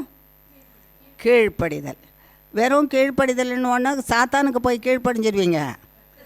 கர்த்தருக்கு கீழ்ப்படிதல். இப்போ இன்றைக்கி முதல் நமக்கு சொல்லி கொடுத்துருக்கிறது 4வது பட்டயத்தை பற்றி சொல்லி கொடுத்துருக்காரு. இது புரிஞ்சுக்கிட்டாதான் நம்ம படிக்க போகிறது புரியும், விளங்கும். இல்லாட்டா அஸ்திபாரமே இல்லைன்னா கட்டடம் டொமார்னு இடிஞ்சு விழுந்துடும். அது அஸ்திபாரம் நிற்கணும். அதுக்கு தான் கர்த்தர் இவ்வளோ நேரம் இதை பேசுகிறாரு. இப்போ இவ்வளோ நேரம் சொன்னமே கர்த்தருக்கு கீழ்ப்படியணும்னு, அது புரியலையா? புரியுது, ரைட்டு. இப்போ கர்த்தருக்கு கீழ்ப்படிஞ்சாதான், கர்த்தருக்கு கீழ்ப்படினா ஒரு செய்யன்றதை செய்துட்டு செய்யாதேன்னு சொல்கிறத செய்யாமல் இருந்தால் பேசுவார். அவர் என்ன கோபமாக என்ன? உங்களை உருவாக்கி என் கண்ணே மணியேன்னு உருவாக்கி ரத்தத்தையே அவருடைய ரத்தத்தை சிந்தி அவர் மார்பில் வச்சுக்கிட்டு இருக்கிறாரு. அவர் நாமத்தினால தரிப்பித்து அவருக்கு என்ன கோபம் உங்கள் மேலே? சாத்தாங்கிட்டே ஒப்பு கொடுக்காம அவருடைய கையில் வச்சு பாதுகாத்துட்ருக்கிறாரு. அதே அப்படி உங்கள்கிட்ட பேசாமல் இருப்பார்? பேசுவார். நம்ம அதுக்கு தகுந்தபடி என்ன பண்ணணும்? காத்திருக்கணும். அவர் மனசில் காத்திருக்கணும், கீழ்ப்படிதல்னு. அப்போ அந்த கீழ்ப்படிதல் இருந்தால் தான் இந்த இடத்துல பரிசுத்தமாகும். இந்த உள்ளம் என்னவாகும்? பரிசுத்தமாகும். இது பரிசுத்தமானால், இந்த பரிசுத்தமானதுக்கு இந்த கீழ்ப்படிதல் இருக்கிற தேவனுக்கு கீழ்ப்படுகிற இடத்துல இந்த 3 பட்டயமும் வேலை செய்யும். இயேசுவின் நாமம் என்ற பட்டயம், இயேசுவின் வார்த்தை என்ற பட்டயம், இயேசுவின் இரத்தம் என்ற பட்டயம் இந்த இடத்துல இருக்கும். ஏன்னா இது கீழ்ப்படிதல். இந்த கீழ்ப்படிதல் இந்த இடத்த உள்ளத்தை சுத்தமாக்கி பரிசுத்தமாக்கி வச்சுருக்குது. இப்போ கிச்சனில் இருந்துச்சுல்ல கத்தியம் மட்டையம் எல்லாமே, இப்போ இங்கே இருக்குது. இங்கே இருக்கிற இடத்துல கிச்சனில் எல்லா இடத்துலையுமா கத்தியை போட்டு வச்சுருப்போம், ஒரு இடத்துல தானே இருக்கும். இந்த உள்ளத்தில் கீழ்ப்படிதல் என்ற இடத்துக்குள்ளே இந்த 3 பட்டயமும் இருக்கும், அடங்கி இருக்கும். ஒரு உரையில் போட்டு வைக்கிறீங்கன்னு வைங்க, ஒரு டப்பாவில் போட்டு வைக்கிறீங்க, அந்த டப்பா தான் கீழ்ப்படிதல். ஒரு பையில் போட்டு வைக்கிறீங்க, அந்த உரை தான் கீழ்ப்படிதல். மூளையில் இருந்து தான் அந்த கீழ்ப்படிதல் வரும். கீழ்ப்படிதலும் கீழ்ப்படியாமையும் கையிலையும் காலில் இருந்தால் வரும். ஆமாம், அப்போ மூளையில் தானே இருந்து அது தானே சுத்தப்படுத்துது, கர்த்தருக்கு கீழ்ப்படுகிறது. அந்த கீழ்ப்படிதல் என்கிற இந்த பகுதியில் இந்த தேவனுடைய 3 பட்டயமும் அங்கே உட்காந்துருக்குது. நான் கர்த்தருக்கு கீழ்ப்படிஞ்சேன்னா இயேசுவின் நாமத்தினால நாசமாய் போனால் அது போகும். நான் கர்த்தருக்கு சொன்னதை கீழ்ப்படியாமல் நான் செய்த தப்பிதத்தை தொடர்ந்து செய்துட்டு இருந்தேன்னா, சாத்தானே நீ கீழ்ப்படி போ அப்படின்னா அது போக மாட்டான். நீயே கீழ்ப்படியலை ஏசாமிக்கு, நீ சொன்னதுக்கு நான் கீழ்ப்படுவேனா? நான் போக மாட்டேன்னு. அப்போ நமக்கு என்ன அவசியம்? கீழ்ப்படியணும். இப்போ நமக்கு கர்த்தர் என்ன வேணும்னு சொல்லி கொடுத்துருக்காரு? கர்த்தருக்கு கீழ்ப்படிதல், கர்த்தர் சொல்கிற வார்த்தைக்கு கீழ்ப்படிதல் நமக்கு வேணும் எல்லாருக்கும். இப்போ இவர் இந்த மாதிரி பேச போகிறாருன்னு எனக்கு தெரியாது. இப்போ கர்த்தர் சொல்லிகிட்டு இருக்கிறது எனக்கும். நீ கீழ்ப்படிஞ்சாதான் சாத்தானும் அவன் இயேசுவின் நாமத்தினால போனால் கீழ்ப்படிவான். நீ கர்த்தருக்கு கீழ்ப்படியாமல் இருந்தால், நீ போன்னு சொன்னால் அவன் நீயே கீழ்ப்படியலை, நீ என்ன ஏன் போக சொல்கிறேன்னு அவன் அங்கே தான் இருப்பான் அப்படின்னு சொல்கிறாரே. எனக்கும் சேர்த்து தான் சொல்லி கொடுக்குறாரு. ஆகையினால எல்லாருமே என்ன செய்யணும்? கர்த்தருக்கு கீழ்ப்படியணும். இப்போ இந்த நாளுக்குரிய வசனத்தை பார்க்கலாமா? ஐயோ, இப்போ தானா இந்த நாளுக்குரிய வசனம்? எப்போ முடிப்பீங்க? Very good, very good. சரி, வெளிப்படுத்தின விசேஷம் 3ஆம் அதிகாரம் 10ஆம் வசனமும் 11ஆம் வசனமும். வெளிப்படுத்தல் 3ஆம் அதிகாரம் 10ஆம் வசனமும் 11ஆம் வசனமும்.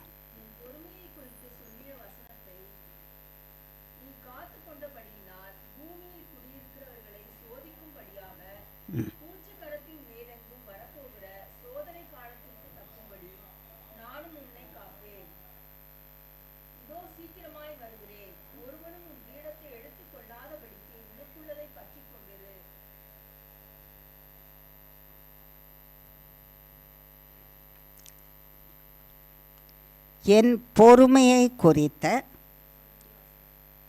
எதை காத்து கொண்டாரா?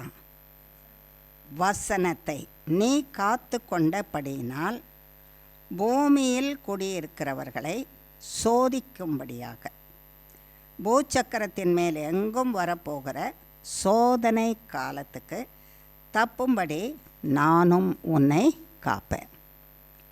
இதோ சீக்கிரமாய் வருகிறேன். ஒருவனும் உன்னுடைய கிரீடத்தை எடுத்துக்கொள்ளாதபடிக்கு உனக்கு உள்ளதை பற்றி கொண்டே இரு. இந்த கீழ்ப்படிதல் என்பது எவ்வளோ அவசியம் நம்ம வாழ்க்கையில் என்பதை தான் இந்த வசனத்தின் மூலமாக நமக்கு சொல்லிகிட்டே வராரு கர்த்தர். என் வசனத்தை குறித்த பொறுமை, இதை செய்ப்பா, செய் மகளே, நான் உனக்கு செய்வேன்னு சொன்னால் அதை நம்பி நான் அப்படியே அதை உறுதியாக பிடிச்சிக்கிட்டு அதை செய்துகிட்டே வரணும். நான் அதை செய்துக்கிட்டே வந்தேன்னா அவர் செய்ய வேண்டிய வேலையில் அதை செய்துருவார். ரொம்ப ரொம்ப எளிமையாக நீங்கள் புரிஞ்சுக்கணுன்னா, கர்த்தராகிய தேவன் ஒரு காரியத்தை ஞாபகப்படுத்தினார், அதுக்காக சொல்கிறேன். நான் ஒரு பள்ளிக்கூடத்தில் தலைமை ஆசிரியராக வேலை பார்த்துட்டு இருந்தேன்.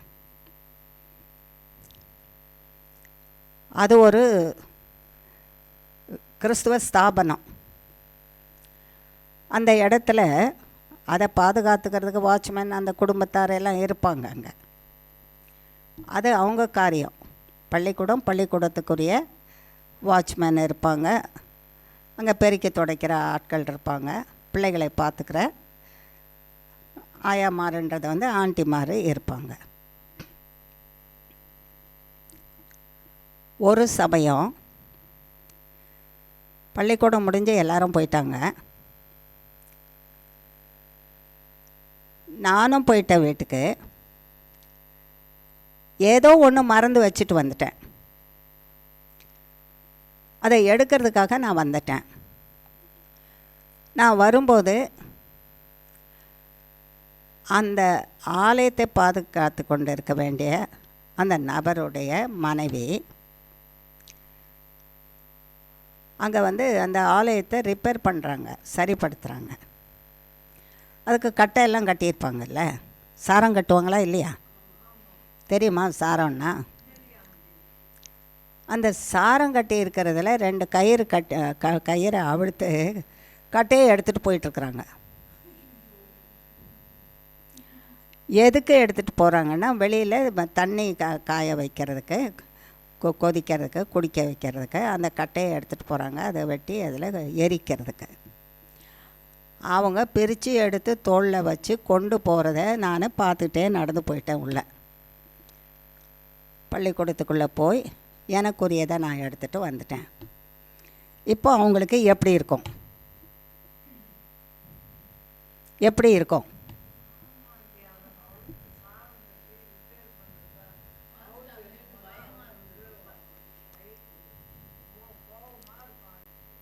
அவங்களுக்கு நான் பார்த்த காரியம் எப்படி இருக்கும் அவங்களுக்குன்னு சொல்கிறேன். அதை செய்தவங்களுக்கு அது எப்படி இருக்கும்?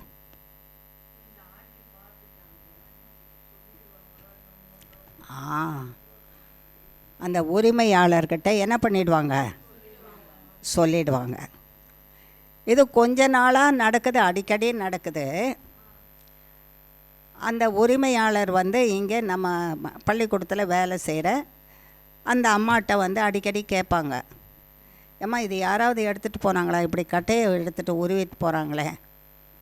இங்கே வாட்ச்மேனை கேட்டாலும் இல்லைன்றாங்க. நீங்கள் நாங்கள் பள்ளிக்கூடத்தை மூடிட்டு போகிற வரைக்கும் யாரும் வரலையா அப்படின்னு சொல்லும். இதை வந்து நான் கேட்டிருக்கேன். இப்போ உருவிட்டு போகிறது யாருன்னு தெரியுதில்ல. இப்போ அந்த உரிமையாளர் வந்து கேட்டால் நான் என்ன செய்திருவேன்? சொல்லிடுவேன். சொல்கிறதுக்கு சொன்னால் எவ்வளவு பெரிய அவமானம் வரும். ஆகையினால அந்த எரிச்சலில் தப்பு பண்ணது அவங்க, நான் சொல்லிடுவேனோன்ற பயம் அவங்களுக்கு. அந்த பயத்தினால பள்ளிக்கூடம் இங்கே இப்படி இருக்குன்னா, இந்த பக்கம் இப்போ விண்டோ ஜன்னல் இருக்குது இல்லையா, எல்லாம் இப்படி அடைச்சி வச்சுருக்காது இல்லை, ஸ்கூலில் எல்லாமே திறந்து தானே வச்சுருக்கோம். அது பக்கத்தில் வந்து நின்றுட்டு, ஏன்னா இப்படி இங்கே தான் வந்து தலைமை ஆசிரியர் உட்கார்ற இடம், அங்கே இருந்துட்டு ஒரு கெட்ட வார்த்தை பேசும் பாரு. என்னென்ன வார்த்தை சொல்லணுமோ அவ்வளோ வார்த்தையும் சொல்லும். திட்டம் திட்டம் திட்டம், டெய்லி திட்டம், கெட்ட வார்த்தையில் திட்டம். ஏன் திட்டுது? என்ன காட்டி கொடுத்துருவியா நீ? இப்போ திட்டுறது நான் காட்டி கொடுத்துருவியேன்னு நான் திட்டுறேன். நீ திட்டினாலும் பரவாயில்லன்னு நான் காட்டி கொடுத்தா? காட்டி கொடுக்கலாம்ல. யார் எடுக்கிறாங்கன்னு இப்போ தெரிஞ்சு போச்சு இல்லை. அப்போ நான் சொல்லணும்ல, நீ திட்டினாலும் பரவாயில்ல, எப்படியும் திட்ட தான் போகிற. அதனால் நான் சொல்லி கொடுத்தா என்ன, இவங்க தான் எடுத்தாங்கன்னு சொன்னால் என்ன? சொல்லமா? அந்த நம்பிக்கை எப்படி வந்தது உங்களுக்கு? அந்த நம்பிக்கை வந்துடுச்சு. அந்த அம்மாவுக்கு வரல. உங்களுக்கு வந்துடுச்சு அந்த நம்பிக்கை, நான் காட்டி கொடுக்க மாட்டேன்னு. ஆனால் அந்த அம்மாவுக்கு அந்த நம்பிக்கை வரல. வராததுனால திட்டுது. இந்த ஆய வேலை செய்கிறது அந்த அம்மா, அது ஒரு கிறிஸ்துவை வணங்குகிற ஒரு ஸ்திரீ இல்லை. அவங்க கிறிஸ்துவை அறியாத ஒரு ஸ்திரீ தான். அந்த அம்மா ஒரு மாதம் பொறுத்து பார்த்துச்சு. என்கிட்ட ஒரு வார்த்தை கேட்டுச்சு. கவனமாக கேட்டு பதில் சொல்லணும். நான் உங்கள்கிட்ட ஒரு வார்த்தை கேட்கணுமா, பதில் சொல்லணுமா, நீங்கள் என் மேலே கோச்சிக்காமல் பதில் சொல்லுங்கன்னு கேட்டு சொன்னது. சரி சொல்லுமா, அது பேர் கன்னிமா, சொல்லு கன்னிமா அப்படின்னு. நீங்கள் உப்பு போட்டு சாப்பிட்றீங்களாம்மா?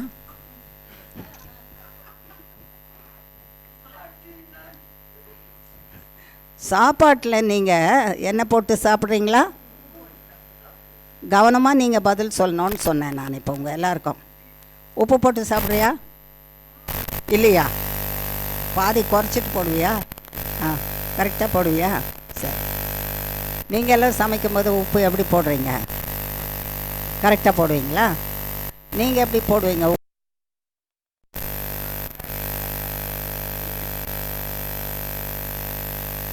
சரி. ஆனால் உப்பு போடுவீங்கல்ல, அடுத்தவங்களுக்கு போடுவீங்க. அப்போ நானும் தானே உப்பு போட்டு சாப்பிட்ருப்பேன். அதுக்கு ஒரு பெரிய ஆண்டி, அது ஆண்டின்னு சொல்லாது, அம்மான்னு சொல்ல. அம்மா, இந்த சந்தேகம் எனக்கு ரொம்ப அதிகமாக இருக்குது. நீங்கள் உப்பு போட்டு சாப்பிட்றீங்களா சாப்பிட்லையா? ஏன் அப்படின்னு கேட்டேன். உப்பு போட்டு சாப்பிட்டா ரோஷம் வரும்னு வாங்க. உங்களுக்கு ரோஷமே வரலையே, கல் மண் மாதிரி உட்காந்துருக்குறீங்களே. ஒரு ரோஷம் கெட்ட ஜாதி ஜென்மோன்னு சொல்கிற திட்டு வருது கேட்டிருக்கேன். ஆனால் கூட ரோஷம் கெட்டவங்க கூட ஒரு நேரத்துக்கு பொத்துன்னு வந்துடும். நானும் பார்க்குறேன். இது ஒரு மாதமாக இந்த பொம்பளை இப்படி பேசிகிட்டு இருக்குது. நீங்கள் உப்பு போட்டு சாப்பிட்றீங்களோ சாப்பிடலையோ அதை பற்றி எனக்கு கவலையே கிடையாது. ஒரே ஒரு வார்த்தை தான் நீங்கள் சொல்லணும். இப்போ என்கிட்ட என்ன வார்த்தை சொல்லணும்? நீ போய் கவனிச்சிக்கோ. இந்த ஸ்திரீயை நீ என்ன பண்ணு? கவனிச்சிக்கோன்னா என்ன பண்ணுமா? என்ன பண்ணோம்?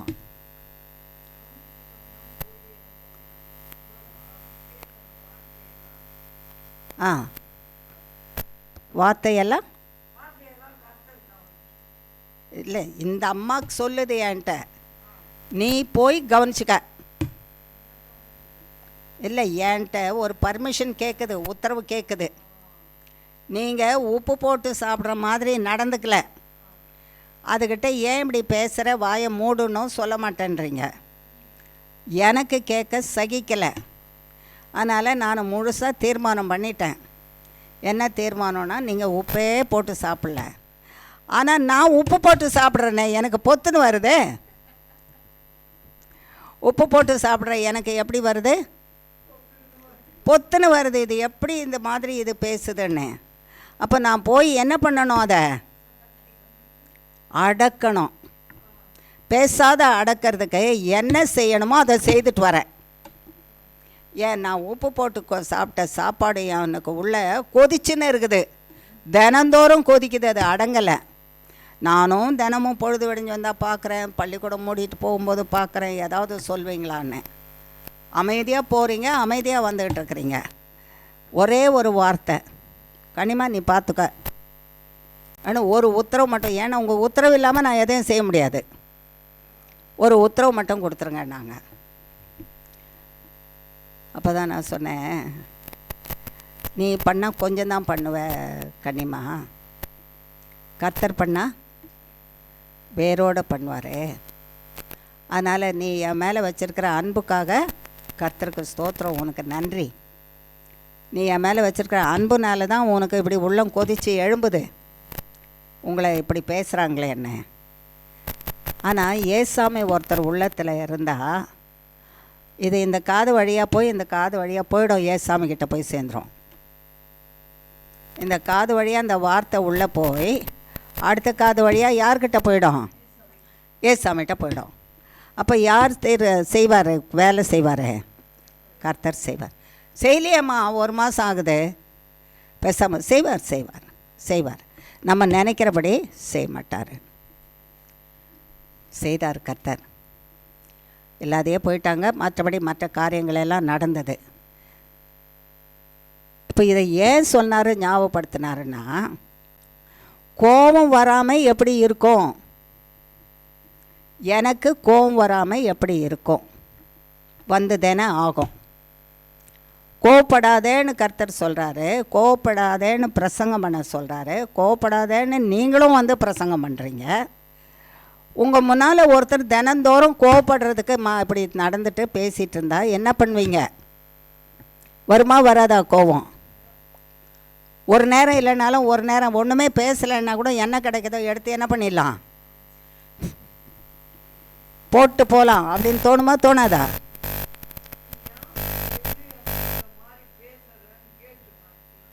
அதுதான் பேச வேணான்றாராம் கர்த்தர். அதுக்கு தான் இந்த உதாரணத்தை சொல்கிறாரு. மகளே, நீ எப்படி இருந்தியோ கல் மாதிரி, அந்த அது தேவனை அறியாத ஸ்திரீ,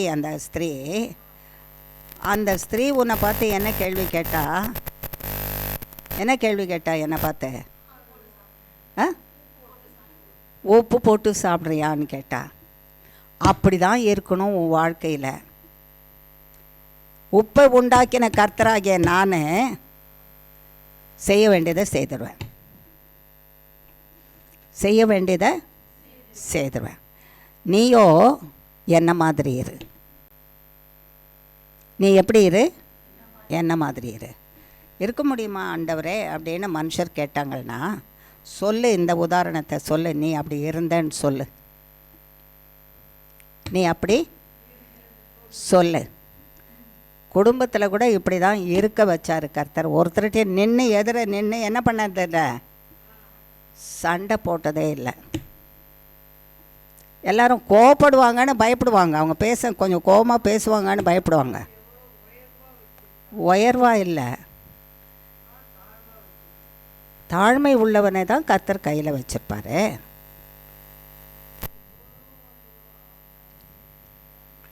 அப்படி தான்மா நடக்கணும். இப்போ கூட நீங்கள் ஏதாவது திட்டுவீங்க, உதாரணத்துக்கு சொல்கிறேன். இப்போ நீங்கள் கூட தான் திட்டுவீங்க, இந்த அம்மா கூட தான் திட்டுவாங்க. ஏதாவது சொன்னால் எனக்கு எங்கே இவங்க சப்போர்ட் பண்ணுறாங்க, பண்ண மாட்டேங்கிறாங்க அப்படின்னு திட்டுவாங்க. அவங்க கூட அதுக்கு கோச்சிட்டா போயிடுவேன். அடுத்தது போகும்போது அவங்கள அரவணைச்சி தட்டி கொடுத்து போயிட்டு வரேம்மா நல்லாரு அப்படின்னு சொல்லிட்டு தானே போகிறோம். இதெல்லாம் ஆர்டிஃபிஷியல், அதாவது நடிப்பு இல்லை. கிறிஸ்துவின் அன்பு, சகிப்பு, அன்பு. கர்த்தர் என்னம்மா அது சொல்லக்கூடாது இப்போ தனியாக. இப்போ சொன்னால் இப்போ விஷயங்களெல்லாம் அதாவது நல்ல அந்த இடத்துலே இல்லாமல் எடுத்துட்டார். அந்த இடத்துலே இல்லாதபடிக்கு நம்ம ஒன்றும் செய்யலை. கர்த்தர் அதுக்குரிய வாய்ப்புகளை வழிகளை திறந்து கொடுத்து பெரியவங்க அதெல்லாம் பார்த்து எடுத்து அந்த இடத்துல இராதபடிக்கு அவங்கள அந்த இடத்துலேருந்து எடுத்துட்டாங்க. சரி, அதுக்காக சந்தோஷப்படலை. இன்னும் அதுக்கு அது இன்னொரு காரியமும் சொல்லணும் உங்களுக்கு. எப்போதாவது நானும் அங்கிளும் அங்கே வந்து பழமுதிர் சோலை, சில சோலைகள் இருக்கும்ல காய்கறியெல்லாம் விற்க, அங்கே போகும்போது அவங்க குடியிருப்பு அங்கே இருக்கும். திடீர்னு எங்களை பார்த்துட்டு ஒரு சில நேரத்தில் போயிடுவாங்க, முகத்தை திருப்பிட்டு. சில நேரம் அதே இடத்துக்கு கடைக்கு வந்தாங்கன்னா அவங்க பார்க்கும்போது நான் ஒரு ஸ்மைல் பண்ணிட்டு போவேன். அவங்களுக்கு ஒரு மகனுக்கு கல்யாணம் நடந்தது. அவங்க கணவர் வந்து பத்திரிக்கை கொடுத்தாங்க. நாங்கள் 2 பேரும் போய் அந்த திருமணத்தை பங்கு பெற்று இருந்து சாப்பிட்டுட்டு, சாப்பிடாம வரலாம், வேலை இருக்குது, இருந்து சாப்பிட்டுட்டு மேடையில் போய் அந்த பிள்ளைகளை ஆசீர்வதிச்சுட்டு நீங்களும் உங்களுக்கு கர்த்தர் கொடுத்துருக்க பிள்ளைகளும் வாழ்ந்துருங்கன்னு சொல்லிட்டு வந்தோம். வெளியே வந்து நின்று கையை பிடிச்சிட்டு அந்த அம்மா என்னை மன்னிச்சிருங்கம்மான்னு சொன்னது. என்ன மன்னிச்சிருங்கம்மா. இந்த மன மாறுதலே கொடுத்தது யார்? கர்த்தர் தானே. நம்ம செய்ய முடியாததை யார் செய்தா? அவங்க மன்னிப்பு கேட்கணும்னு நான் எதிர்பார்க்கவே இல்லை, அது என் விருப்பமும் இல்லை. நீ தவறு செய்தால் யார்கிட்ட மன்னிப்பு கேளு? கர்த்தர்கிட்ட மன்னிப்பு கேளு, அவர் மன்னிச்சிடுவார்.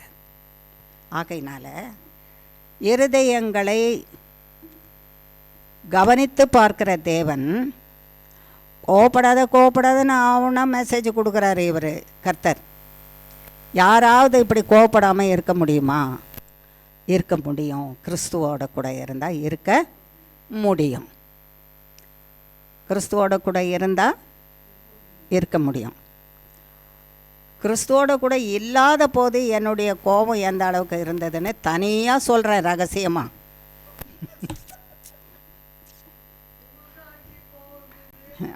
இப்போ கோபம் இல்லாத கிறிஸ்துவோட இருக்கிற சாயலை பார்க்குறீங்க. அது எப்படி இருந்ததுன்னு தனியாக ரகசியமாக சொல்கிறேன் உங்களுக்கு. அப்போ இருந்தோம் சாத்தா என்ன பண்ணுறான்? ஒரு கோபன்றதை அப்படி அப்படி அப்படி தூக்கி விட்டு இந்த சமயத்தில் அப்படி தூக்கி விட்டுடுவான். ஆமாம், அதை முற்றிலுமாய் கர்த்தர்படி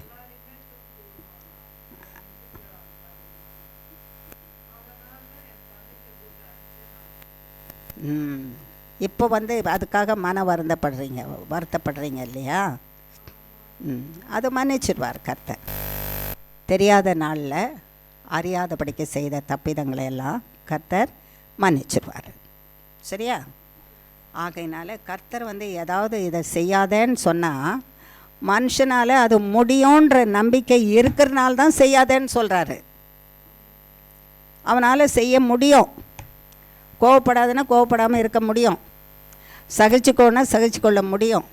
எதெல்லாம் செய்யன்னு சொல்கிறாரோ அது மனுஷனால் செய்ய முடியுன்றது அவருக்கு தெரிஞ்சதுனால தான் செய்யன்னு சொல்கிறாரு. செய்யாதன்றது உன்னை அழிச்சிடும். செய்யாமல் இருக்கவும் உனக்கு முடியும். செய்யாமல் இருக்கிறதுக்கு கூட உன்னால் முடியும். அதனால தான் செய்யாத, உன்னை அழிக்கிறத செய்யாதன்னு சொல்கிறேன். அதை செய்யாதரு. ஒன்று தான் மனுஷனால் செய்ய முடியாது. அது என்ன? மனுஷனுடைய பாவத்தை மன்னிக்க முடியாது. மனுஷனுடைய பாவத்தை அடுத்தனால மனுஷனால் மனுஷனை மன்னிக்க முடியாது. இயேசு கிறிஸ்துவால் தான், அவர் ரத்தம் தான். இப்போ நான் உங்களை மன்னிக்கிறேன் அப்படின்னு சொன்னால் நானாக ரத்தம் செஞ்சுருக்கேன் உங்களுக்காக.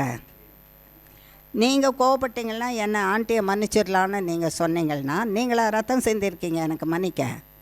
ஒரே ரத்தம் தான் வேணும். அது யாருடைய ரத்தம்? கர்த்தராகிய இயேசு கிறிஸ்துவின் ரத்தம். அவருடைய ரத்தத்தை கொண்டு தான் நான் மன்னிக்கப்படுவேன். அவருடைய ரத்தத்தை கொண்டு தான் உங்களையும் நான் என்ன செய்ய முடியும்? மன்னிக்க முடியும். நீங்களும் அவருடைய ரத்தத்தை கொண்டு தான் என்னை மன்னிக்க முடியும். ஆகையினால கர்த்தர் செய்வது எனக்கு எது முடியாதோ, மனுஷருக்கு மனுக்குலத்துக்கு எது முடியாதோ, மன்னிக்க முடியாதோ, அவங்க ரத்தம் பாவ ரத்தம். பாவ ரத்தமாக இருக்கிறதுனால தான் பாவத்தை என்ன பண்ண முடியாது?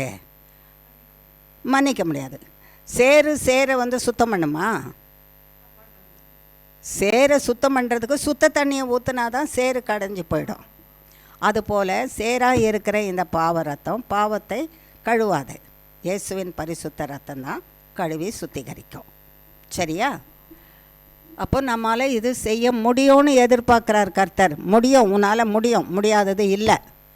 முயற்சி பண்ணியானா என்னுடைய பலத்தில் உன்னால் செய்ய முடியும். Very good. அது தீர்மானம் பண்ணிட்டா கட்டாயமாக என்ன செய்ய முடியும்? செய்திடலாம் கர்த்தருடைய பலத்தினால. இப்போது கர்த்தர் நமக்கு இந்த வசனத்தில் என்ன சொல்கிறாரு? நான் சொன்ன வசனத்தை பொறுமையாக காத்துக்கிட்டேன்னா கீழ்ப்படிஞ்சு அப்படியே பிடிச்சிக்கிட்டு உட்காந்துருக்குறேன். அப்படி கீழ்ப்படிஞ்சிட்டியானா உலகத்தையே அழிக்கிறதுக்கு ஆபத்து வருது. அந்த ஆபத்தில் உன்னை காப்பாற்றிடுவேன்.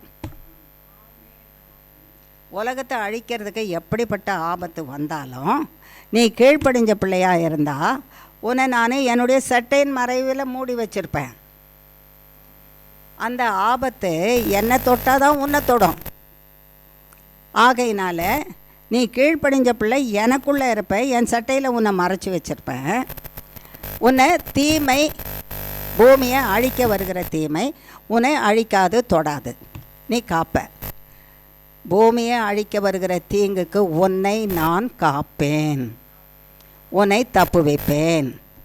எப்போது? கர்த்தருடைய வார்த்தையை கேட்டு கீழ்ப்படிந்து அதன்படி நான் செய்யும்போது அவர் செய்வார் என்று காத்திருக்கும்போது கர்த்தர் பூமியின் தீங்குகளுக்கு என்னை விலக்கி காப்பார்.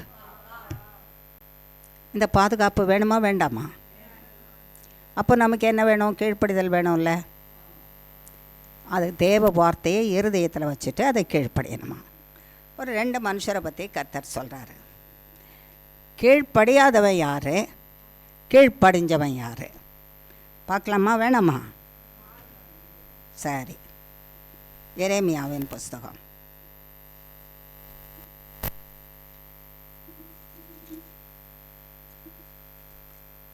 38ஆம் அதிகாரம்.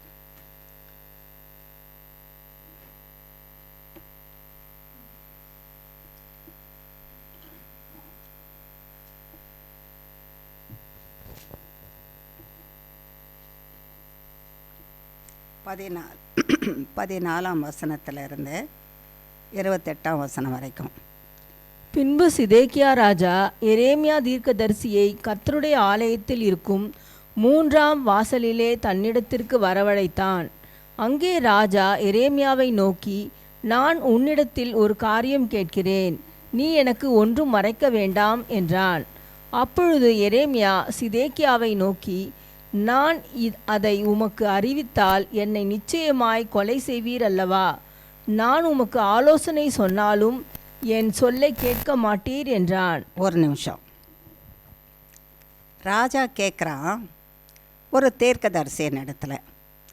அந்த தீர்க்கதரிசியை கர்த்தராகிய தேவன் ஏற்படுத்தி கர்த்தருடைய வார்த்தையை சொல்லி, நீங்கள் செய்த கீழ்ப்படியாத காரியத்துக்கு, அக்கிரமத்துக்கு, மீறுதலுக்கு, பொல்லாப்புக்கு, வேண்டாததெல்லாம் வச்சு தெய்வம் வணங்கிட்டு என்னை விட்டு புறம்பே போனதுக்கு நான் தண்டிக்க போகிறேன். அந்த தண்டனையில் தண்டித்து உன்னை அழிச்சிட வேணான்னு உள்ளத்தில் எனக்கு மனசில் ஒரு ஆசை, விருப்பம்.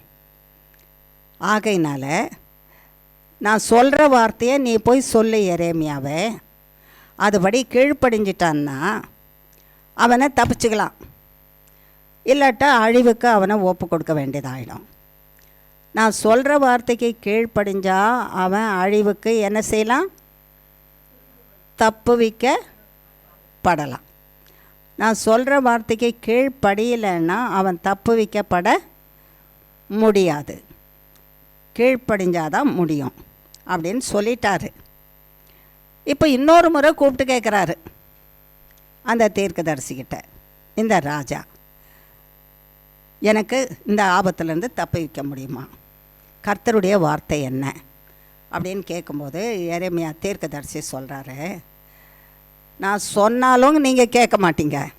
அருமையாக சொல்கிறாருல்ல அந்த வசனத்தில். நான் இது வரைக்கும் சொன்னேன், நீங்கள் கேட்கல. இப்பொழுது நான் சொல்ல போகிறதையும் நீங்கள் கேட்க மாட்டீங்க. அப்படியே சொன்னாலும் என் உயிரை எடுத்துடுவீங்க, கொன்னுடுவீங்க என்ன. இதுதான் நீங்கள் செய்வீங்க. அதனால் என்ன பிரயோஜனம்? என்கிட்ட கர்த்தர் என்ன சொன்னாருன்னு கேட்கறதுக்கு என்ன பிரயோஜனம் அப்படின்னு கேட்குறாரு அவர். அதுக்கு ராஜா என்ன சொல்கிறார் பாருங்க. அப்பொழுது சிதேக்கியா ராஜா, நான் உன்னை கொல்லாமலும் உன் பிராணனை வாங்க தேடுகிற இந்த மனுஷர் கையில் உன்னை ஒப்புக்கொடாமலும் இருப்பேன் என்பதை நமக்கு இந்த ஆத்துமாவை உண்டு பண்ணின கர்த்தருடைய ஜீவனை கொண்டு சொல்லுகிறேன் என்று எரேமியாவுக்கு ரகசியமாய் ஆணையிட்டான். ஆமாம், நீ சொல்லு. இது வரைக்கும் சொன்ன வார்த்தை தான்.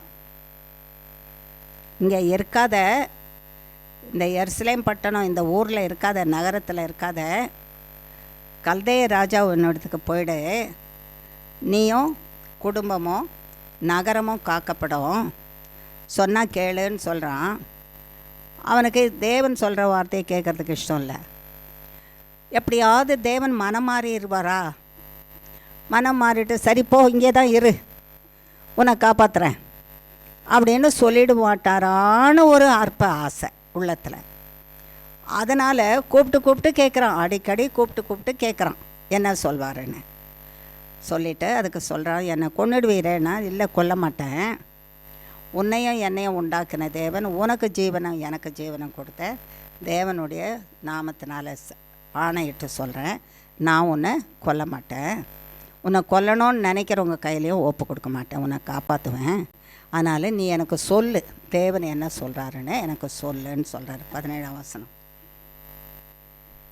அப்பொழுது எரேமியா சிதேக்கியாவை நோக்கி, நீர் பாபிலோன் ராஜாவின் பிரபுக்கள் அண்டைக்கு புறப்பட்டு போவீரானால் உம்முடைய ஆத்துமா உயிரோடு இருக்கும், இந்த பட்டணம் அக்னியால் சுட்டெரிக்கப்படுவதில்லை, நீரும் உம்முடைய குடும்பமும் உயிரோடு இருப்பீர்கள்.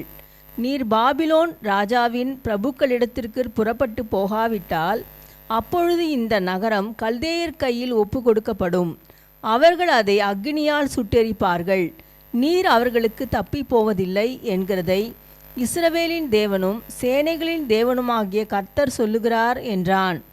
அப்பொழுது சிதேக்கியா ராஜா எரேமியாவை நோக்கி, கல்தேயர் தங்களை சோர்ந்து போன யூதரின் கையிலே என்னை சேர்ந்து போன யூதரின் கையிலே என்னை பரியாசம் பண்ண ஒப்பு கொடுப்பார்களோ என்று நான் ஐயப்படுகிறேன் என்றான். அதற்கு எரேமியா, உம்மை ஒப்புக்கொடார்கள், நான் உம்மிடத்தில் சொல்லுகிற கர்த்தருடைய வார்த்தைக்கு செவிகொடும், அப்பொழுது உமக்கு நன்மையாயிருக்கும், உம்முடைய ஆத்துமா பிழைக்கும். சரி, 2 பேருடைய சம்பாஷணை.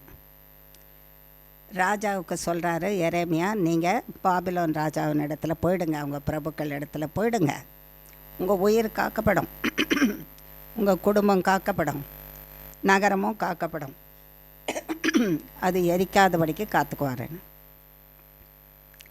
அதுக்கு ராஜா கேட்குறாரு, என்ன இங்கேருந்து போயிட்டாங்களே எல்லாரும் மனுஷரு, நம்ம தேசத்து மனுஷரு, அவங்க கையில் ஒப்பு கொடுத்து நீங்கள் அவனை உங்களுக்கு இஷ்டமானபடி நடத்தி கொண்டு போட்டுருங்கடான்னு ஒப்பு கொடுத்துருவாங்கன்னா, இல்லை, தேவன் அப்படி சொல்லலை. மனுஷர் பொல்லாத மனுஷர் எடுத்த கையில் உங்களை ஒப்பு கொடுக்க மாட்டாங்க, உங்களை அந்த ராஜாவின் கரத்தில் ஒப்பு கொடுத்து உங்களை செம்மையாக நல்ல மாதிரி உங்களை பாதுகாத்துக்குவார். அதனால் கர்த்தர் சொல்கிறதுக்கு கீழ்ப்படிஞ்சு என்ன செய்யுங்க, போங்க, போனீங்கன்னா கர்த்தர் உங்களை காப்பாற்றுவார் அப்படின்னு சொல்கிறான். 20ஆம் வசனம். அதற்கு எரேமியா, உம்மை ஒப்புக்கொடார்கள், நான் உம்மிடத்தில் சொல்லுகிற கர்த்தருடைய வார்த்தைக்கு செவிகொடும், அப்பொழுது உமக்கு நன்மையாயிருக்கும், உம்முடைய ஆத்துமா பிழைக்கும். ஆமாம், நீங்கள் பிழைக்கணுன்னா கர்த்தராகிய தேவன் சொல்கிறபடி கேட்டு நீங்கள் அந்த ராஜாவின் இடத்துல போயிடுங்க, அப்போ தான் நீங்கள் பிழைப்பீங்க, உங்கள் ஆத்துமா பிழைக்கும்னு சொல்கிறேன். 21. நான் புறப்படுகிறது இல்லை என்பீரே ஆகில், கர்த்தர் எனக்கு தெரியப்படுத்தின வார்த்தையாவது, இதோ யூதா ராஜாவின் வீட்டிலே மீதியான எல்லா ஸ்திரீகளும் வெளியே பாபிலோன் ராஜாவின் பிரபுக்களண்டையில் கொண்டு போகப்படுவார்கள், அப்பொழுது இதோ அவர்கள்தானே உம்முடைய இஷ்டர்கள், அவர்கள் உமக்கு போதனை செய்து உம்மை மேற்கொண்டார்கள் என்றும், உம்முடைய கால்கள் உலையிலே அமிழ்த்தின பின்பு அவர்கள் பின்வாங்கி போனார்கள் என்றும் அந்த ஸ்திரீகளே சொல்லுவார்கள். உம்முடைய எல்லா ஸ்திரீகளையும் உம்முடைய பிள்ளைகளையும் வெளியே கல்தேயரிடத்தில் கொண்டு போவார்கள், நீரும் அவர்கள் கைக்கு தப்பி போகாமல் பாபிலோன் ராஜாவின் கையினால் பிடிக்கப்பட்டு இந்த நகரம் அக்னியினால் சுட்டெரிக்கப்பட காரணமாயிருப்பீர் என்றான். அப்பொழுது சிதேக்கியா எரேமியாவை நோக்கி, இந்த வார்த்தைகளை ஒருவருக்கும் அறிவிக்க வேண்டாம், அப்பொழுது நீ சாவதில்லை. நான் உன்னோடே பேசினதை பிரபுக்கள் கேள்விப்பட்டு உன்னிடத்தில் வந்து, நீ ராஜாவோடே பேசிக்கொண்டதை எங்களுக்கு தெரிவி, எங்களுக்கு ஒன்றும் மறைக்காதே, அப்பொழுது உன்னை கொல்லாதிருப்போம். ராஜா உன்னோடு என்ன பேசினார் என்று உன்னை கேட்பார்களே ஆகில், நான் யோனத்தானுடைய வீட்டிலே சாகாதபடிக்கு ராஜா என்னை அங்கே திரும்ப அனுப்ப வேண்டாம் என்று அவர் முகத்துக்கு முன்பாக விண்ணப்பம் பண்ணினேன் என்று சொல்வாயாக என்றான். பின்பு எல்லா பிரபுக்களும் எரேமியாவினிடத்தில் வந்து அவனை கேட்டார்கள். அப்பொழுது அவன் ராஜா கற்பித்த இந்த எல்லா வார்த்தைகளின்படியே அவர்களுக்கு அறிவித்தான். காரியம் கேள்விப்படாமற் போனபடியினால் அவனோடே பேசாமல் இருந்து விட்டார்கள்.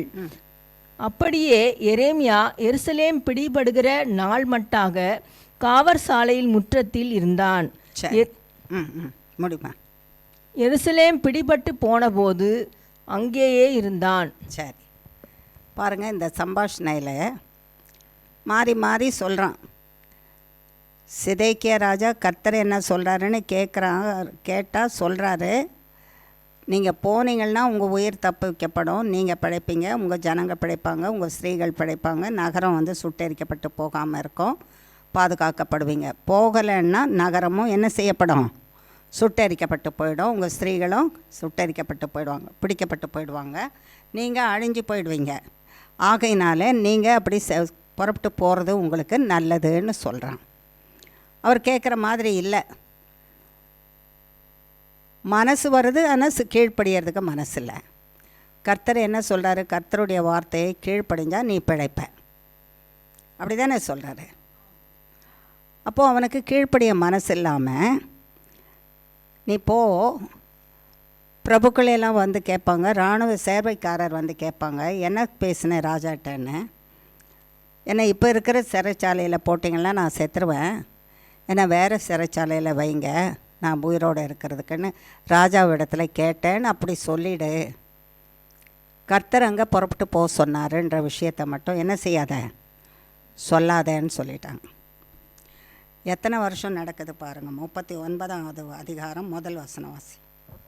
யூதாவின் ராஜாவாகிய சிதேக்கியா அரசாண்ட 9ஆம் வருஷம் 10ஆம் மாதத்திலே பாபிலோன் ராஜாவாகிய நேபுகாத் நேச்சாரும் அவனுடைய எல்லா இராணுவமும் எருசலேமுக்கு விரோதமாய் வந்து அதை முற்றுகை போட்டார்கள். சரி, 9ஆம் வருஷம். எத்தனை வருஷம் கர்த்தர் பேசியிருக்காரு?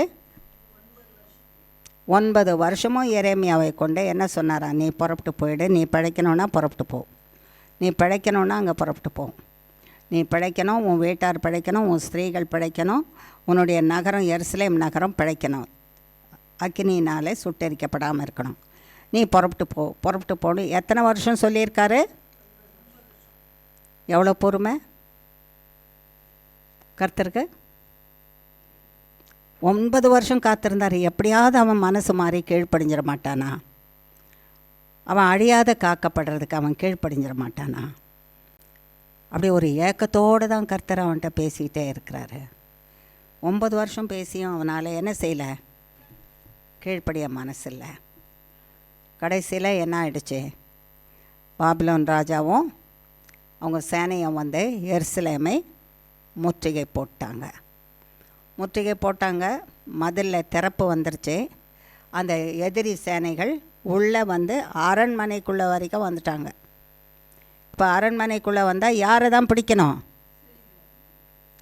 ஸ்திரீகளை பிடிக்கணும். வெறும் ஸ்திரீகளை தேடினா போவோம், இருக்கிற ராஜாவை விட்டுட்டு ராஜாவையும் ராஜாவுடைய சேர்வைக்காரர் அத்தனை பேரையும் பிரபுக்களையும் பிடிப்பான். அதுக்கப்புறம் உள்ளே போனால் இருக்கிற ஸ்திரீகள் எல்லாரையும் பிடிச்சிக்கிட்டு போவான். அப்புறம் நகரத்தை சுட்டெரிப்பான்.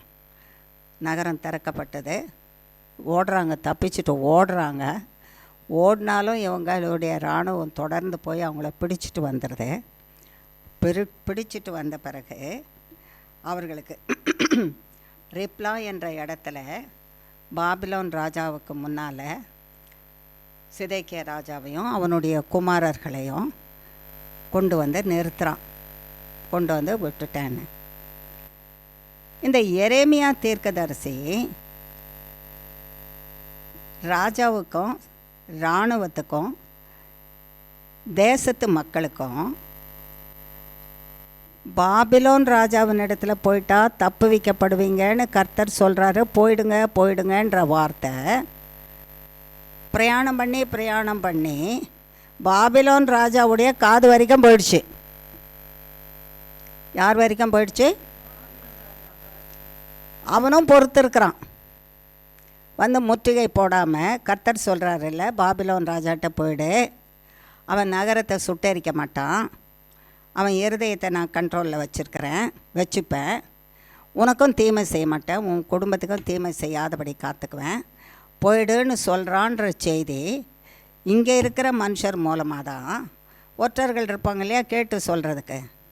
கர்த்தராகிய தேவன், சிதேக்கியா வணங்குகிற தேவன், சர்வ வல்லமுள்ள தேவன் சிதேக்கியா ராஜாவுக்கு எரேமியா தீர்க்கதரிசியின் மூலமாக ஒவ்வொரு மாதமும் ஒவ்வொரு கிழமையும் சொல்லிகிட்டே இருக்கிறாரு, பாபிலோன் ராஜா கிட்ட போ, அவர் காப்பாற்றுவாருன்னு. ஆனால் உங்ககிட்ட வரமாட்டேன்றான் அந்த எசேக்கியா. ஆனால் யாருக்கு போய் சொல்கிறாங்க எல்லாரும்? பாபிலோன் ராஜாவுக்கே சொல்கிறாங்க. அப்போது இவர் இந்த பாபிலோன் ராஜா என்ன நினைக்கிறாரு, கர்த்தர் பாரு என்னை நம்பி இருக்கிறாரு, அவங்க ஜனத்தை என்கிட்ட அனுப்புனாலும் நான் அவங்கள என்ன பண்ண மாட்டேன், கொன்று போட மாட்டேன், பாதுகாத்துக்குவேன் ஆனால் நீ போன்னு சொல்கிறாரு. கர்த்தர் நம்பிக்கை வச்சுருக்கிறாரு என் மேலே. ஆனால் இவனுக்கு யார் மேலே நம்பிக்கை இல்லை? என் மேலே நம்பிக்கை இல்லை, வராமல் இருக்கிறானே, இவன் இந்த மாதிரி செய்துட்ருக்கானே என்ற சத்தியமான விஷயம் பாபிலோன் ராஜாவுக்கு தெரியும். பாபிலோன் ராஜாவுக்கு தெரியும், அவங்க இராணுவ சேர்வைக்காரருக்கு தெரியும், அவங்களுடைய எல்லா மந்திரிமாருக்கு தெரியும், எல்லா பிரபுக்களுக்கும் இந்த வார்த்தை தெரியும். ஆனால் இன்னும் சிதேக்கியா போகலை. ஆனால் ஒரு நாள் வந்தது, அவங்க முற்றுகை போட்டாங்க. அந்த மதிலில் தானே திறப்பு வந்ததுன்னா அவங்க இடித்து திறக்கலை, தானே திறந்தது. யார் திறக்க வச்சுட்டாரு? மதில் திறந்து இடிஞ்சு போச்சு, வழி வந்துருச்சு. அது வழியாக இராணுவத்தார் எல்லாம், குதிரை வீரர்களும் மற்ற ஈட்டி வீரர்களும் பட்டயமும் எல்லாம் எடுத்துகிட்டு வந்துட்டாங்க, உள்ளே வந்துட்டாங்க. இப்போ அவங்க ஓடுறாங்க தப்பிச்சு, அவங்கள பிடிச்சி கூட்டிகிட்டு வந்துட்டான். ரிப்லான்ற ஒரு தேசத்தில் இடத்துல சமவெளியில் கொண்டு வந்து அந்த ராஜாவின் இடத்துல சிதேக்கியா ராஜாவையும் தேவனுடைய வார்த்தைக்கு கீழ்ப்படியாத இருந்த யூதா ராஜா அவனுடைய பிள்ளைங்க எல்லாரையும் கொண்டு வந்து, இப்போ அவர் நியாய விசாரிப்பு செய்யணும்ல, செய்யணுமா செய்யக்கூடாதா? செய்யணும் தானே. எதிரி ராஜா பிடிச்சிருக்கிறான். அப்போ பிடிச்சிருக்கிறவங்களுக்கு நியாய தீர்ப்பு செய்யணுமா வேண்டாமா? செய்யணும். அதனால் நியாய தீர்ப்பு செய்கிறாராம். பாருங்கள், 6ஆம் வசனம் வாசிமா, 39ஆம் அதிகாரத்தில். பின்பு பாபிலோன் ராஜா ரிப்லாவிலே சிதேக்கியாவின் குமாரரை அவன் கண்களுக்கு முன்பாக வெட்டுவித்தான்.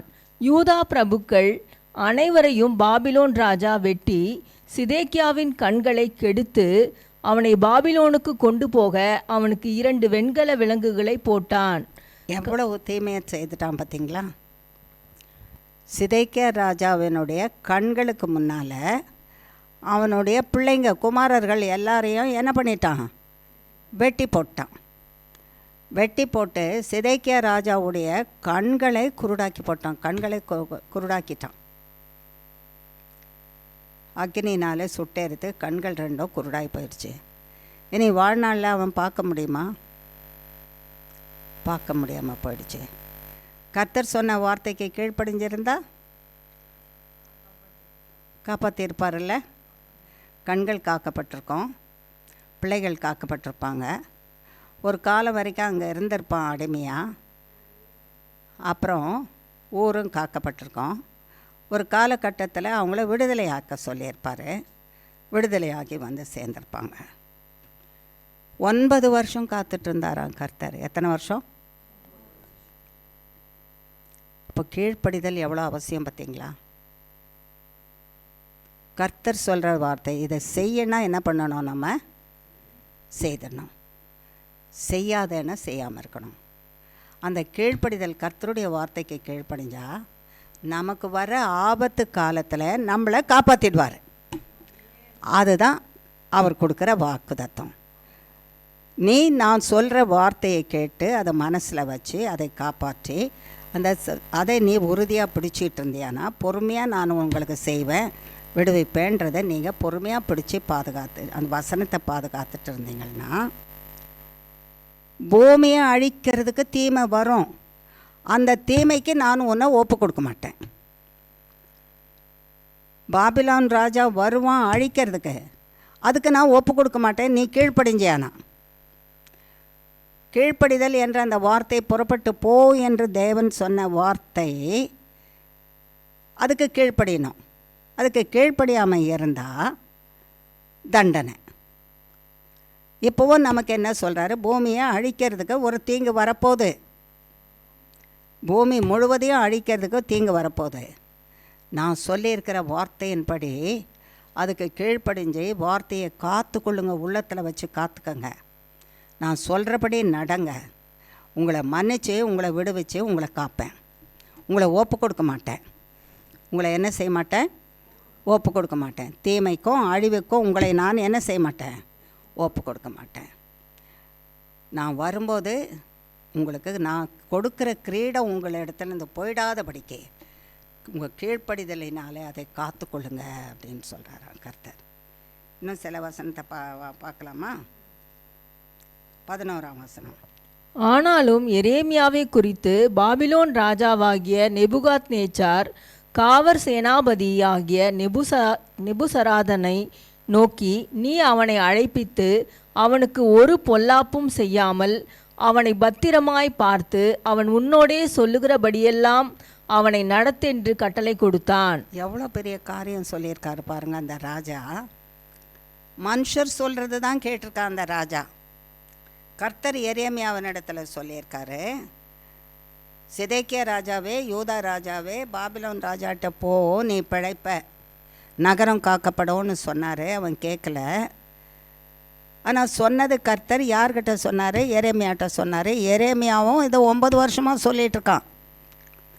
தேவன் சொன்ன வசனத்தை அது சத்தியம்னு அவன் கேட்டு எரேமியா தன் உள்ளத்தில் வைத்து அதை பாதுகாத்து அதுபடி செய்யே, அதுபடி செய்யே, அதுபடி செய்யே, அதுபடி செய்யேன்னு ராஜா விரோதித்தாலும் ராஜாவுடைய மந்திரிமார் விரோதித்தாலும் தேவன் சொன்ன வார்த்தை சத்தியம், அது அப்படியே நடக்கும்னு நம்பி நீ செய்யி, கீழ்ப்படி, அவர்கிட்ட போயிடு, பாபிலோன் ராஜாக்கிட்ட போயிடுன்னு சொல்கிற வார்த்தையை அப்படியே தேவனுடைய வார்த்தையை உள்ளே வச்சு அப்படியே காத்துக்கிட்டு இருந்தானா. ஆகையினால அவனுக்கு என்ன செய்கிறார் பாரு அந்த ராஜா, என்ன சொல்கிறாரா, எரேமியாவை குறித்து அந்த நெபுசராதான் சேனாபதி, கார்பர் சேனாதிபதியை பார்த்து, நீ அவனை அழைப்பித்து. யாரை அழைப்பித்து? எரேமியாவை அழைப்பி.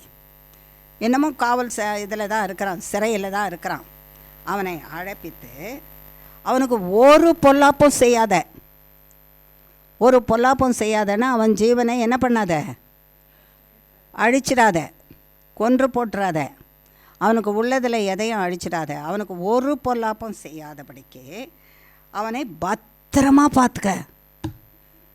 வேறு யாரும் கூட, அந்த ஊர் ஜனம் கூட என்ன செய்திடக்கூடாது, சொந்த ஜனம் அவனை காப்பாற்றக்கூடாது. எல்லாரும் சொல்லுவாங்களே பாதி பேர், இவன் சொன்னானே அதை கேட்கலையே, கர்த்தர் சொன்னாரே இவங்கிட்ட அதை கேட்கலையே அப்படின்னும் போது எரிச்சலாக இருக்கிறவன் எல்லாம் வந்து அடித்து கொண்டுலான்னு வருவானா மாட்டானா? அதனால் அவனை அப்படியே பத்திரமா காப்பாற்று. நீயும் ஒரு தீமை செய்யாத அவனுக்கு, அப்படியே மற்ற ஜனங்களால் அவனுக்கு வர தீமையும் வராதபடி அவனை அப்படியே மூடி பாதுகாத்துக்க. உன் தேவன் உனக்கு நீ கீழ்ப்படிஞ்சா அவர் வார்த்தைக்கு உன்னை அப்படியே ஒரு தீமையை வராமல் பாதுகாப்பார். உன் தேவன் உன்னை பாதுகாப்பார். எப்பொழுது? அவர் வார்த்தைக்கு கீழ்ப்படியும் போது. அவர் வார்த்தைக்கு கீழ்ப்படிந்து அவர் சொல்கிறபடி நம்ம செய்தோன்னா பத்திரமா பாதுகாத்துக்க. நீ ஒரு தீமை செய்திடாத, மற்றவர்களும் தீமை செய்யாதபடிக்கு அவனை பாதுகாத்துக்கோன்னு சொன்னாராம். பத்திரமாய் பாதுகாத்து அவன் உன்னோட சொல்கிறபடியெல்லாம் செய். அவன் எரேமியா அவங்ககிட்ட சொல்லுவான், என்ன சொல்கிறபடியெல்லாம் நீ செய்யினா. எரேமியாவுக்கு யார் சொல்கிறா? யார் சொல்கிறாம்மா? கர்த்தர் சொல்கிறாரு. எரேமியாவின் இடத்துல யார் சொல்கிறா? கர்த்தர் சொல்கிறாரு. அப்போ கர்த்தர் தான் எரேமியாவுக்கு சொல்கிறாரு.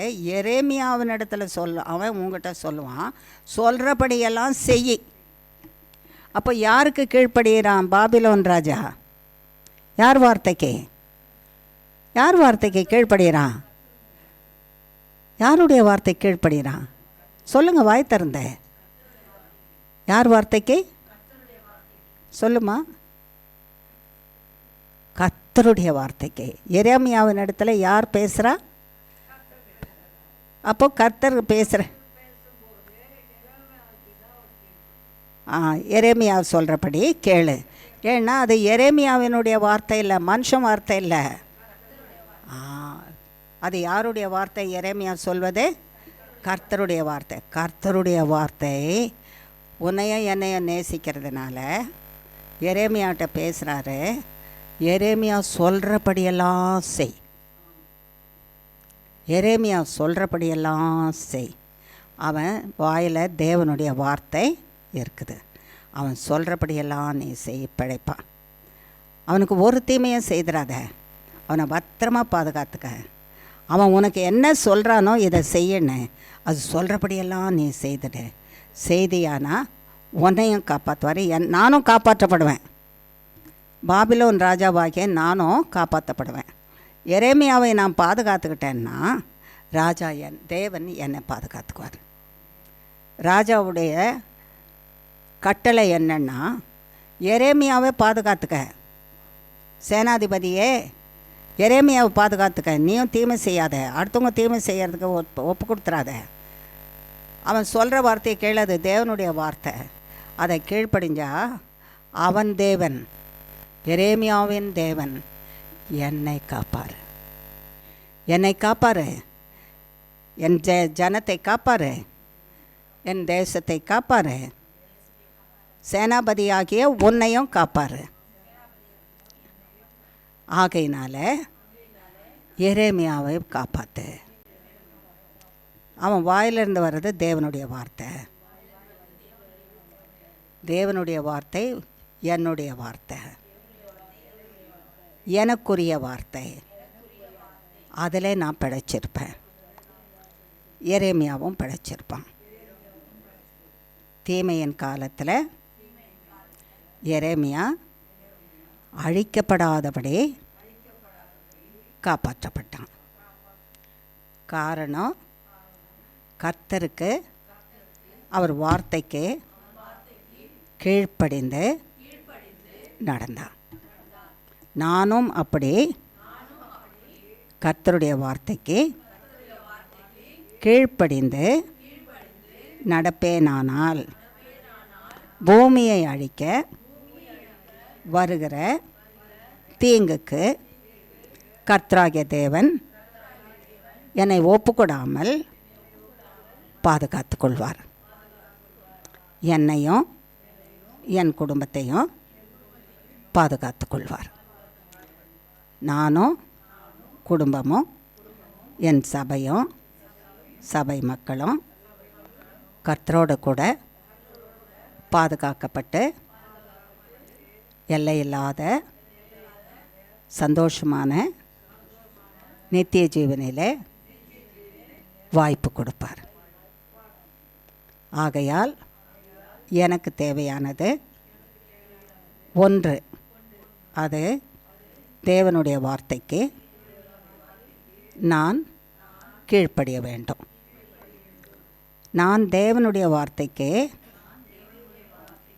கீழ்ப்படிந்தாதான் தேவனுடைய பரிசுத்த பட்டயம் எனக்கு வேலை செய்யும்.